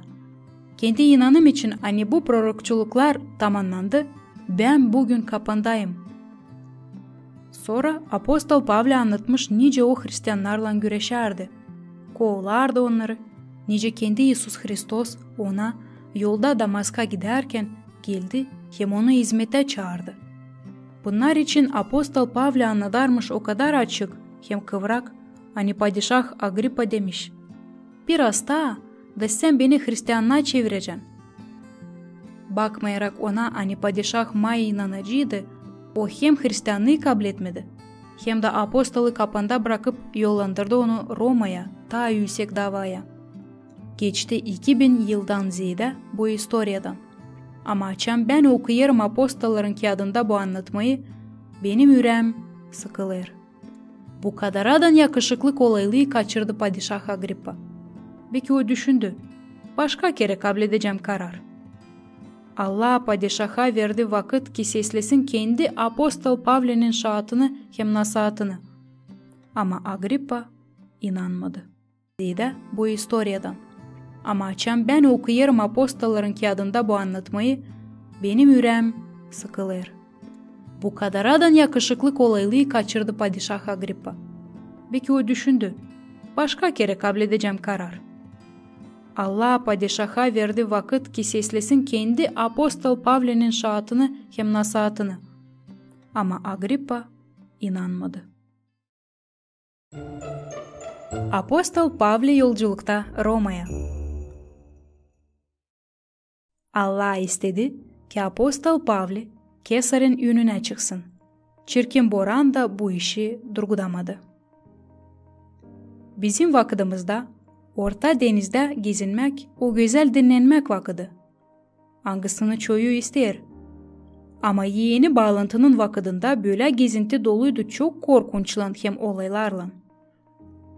2 yıl apostol kapında Kesarya'da bulunmuş. O sıkça laf edermiş öndericiyle Hristos için. Ama o öyle de inanmamış. O önderici beklermiş hani para verecekler Pavli'nin dostları ki kol versin deyini Pavli. Ama Pavli vermemiş para. Zere verinç verme ya alma günah. Vakıdan beri Pavli istemiş ki onu yollasınlar Roma'ya, davaya. Pavli kendi Roma'nın vatandaşı olduğu için onu istemesini yaptılar. Date Pavli hem ta birkaç kapıncı koruyucularla bile yollanmışlar Roma'ya. Denizde yolculuk uzunmuş. Kış yaklaşarmış. Da Pavli teklif etmiş askercilerin öndercisine Yuliya kışlama Krit'te. Ama onu kimse seslememiş. Onlar çıkmışlar açık denize, nerede onları tutmuş büyük boran. Gemiyi 2 tarafa atarmış, nice yongayı. Boranın ilk gününde sarmışlar doz dolay gemiyi hani o dağılmasın. 2. günü başlamışlar sıvıtma ağırlıkları. 3. günü sıvıtmışlar geminin instrumentlerini de. Boran uzanmış çok günlere. Öyle ki artık insanlar kaybetmişler umudunu kurtulmaya. Pavli danışmış askercilerin öndercisine, hem hepsine. Lazımdı sesleme ne derim, da uzağa gitmeme Krit'ten. O zaman bu belaya düşmeyecektik. Ama şimdi sizi umutlandırma isterim. Çünkü kimse ölmeyecek, sadece gemi dağılacak. Zira Allah hangisine inanırım, hem kime hizmet ederim, bu gece bana yolladı angelini. Da o dedi, korkma Pavli, sen lazım çıkarsın Kesar'ın önüne, da te Allah bağışladı sana hepsini seninle üzenleri. Bu yüzden sevinin, ben Allah'a inanırım, olacak öyle, ne soy o söyledi bana. Biz dalgalardan sıvıdılacağız bir kuru yere. Yakınlarda geminin işçileri Haliz'den gördüler hani yaklaşırlar kuru yere. Zira denizin derinliği kısaldı. İşçiler istemişler saklı indirme bir kayığı da kaçma gemiden. Ama Pavli onları sakındırmış. Birazdan sonra gemi oturmuş taş üstüne. Da başlamış dağılma dalgalarda. Bu yer için bilmermiş geminin işçileri hem koruyucuları. Askerciler istemiş öldürme kapıncıları. Kaçmasınlar deyini. Ama Yuli isteyerek kurtarma Pavli'yi bırakmamış onlar yapsın istediklerini. O samırlamış hepsine kim becerir yüzmeye atlasınlar suya. Öbürler de kim neyi bularsa onun üstünde üssünler kenaradan. Gemide varmış 276 adam. Onların hiçbiri boğulmamış. Deniz kenarında gemicileri karşılamış o yerlerin yaşayanları, onlar doyurmuşlar hem ısıtmışlar hepsini. O yer nereyi boran sıvıtmış yolcuları, taşıyarmış ad Melit. Bugünkü günlerde Malta. Bu anlatmayı Pavli'nin yolculuğu için var nece okuyarsınız 27. başta apostolların yaptıkları kağıdında.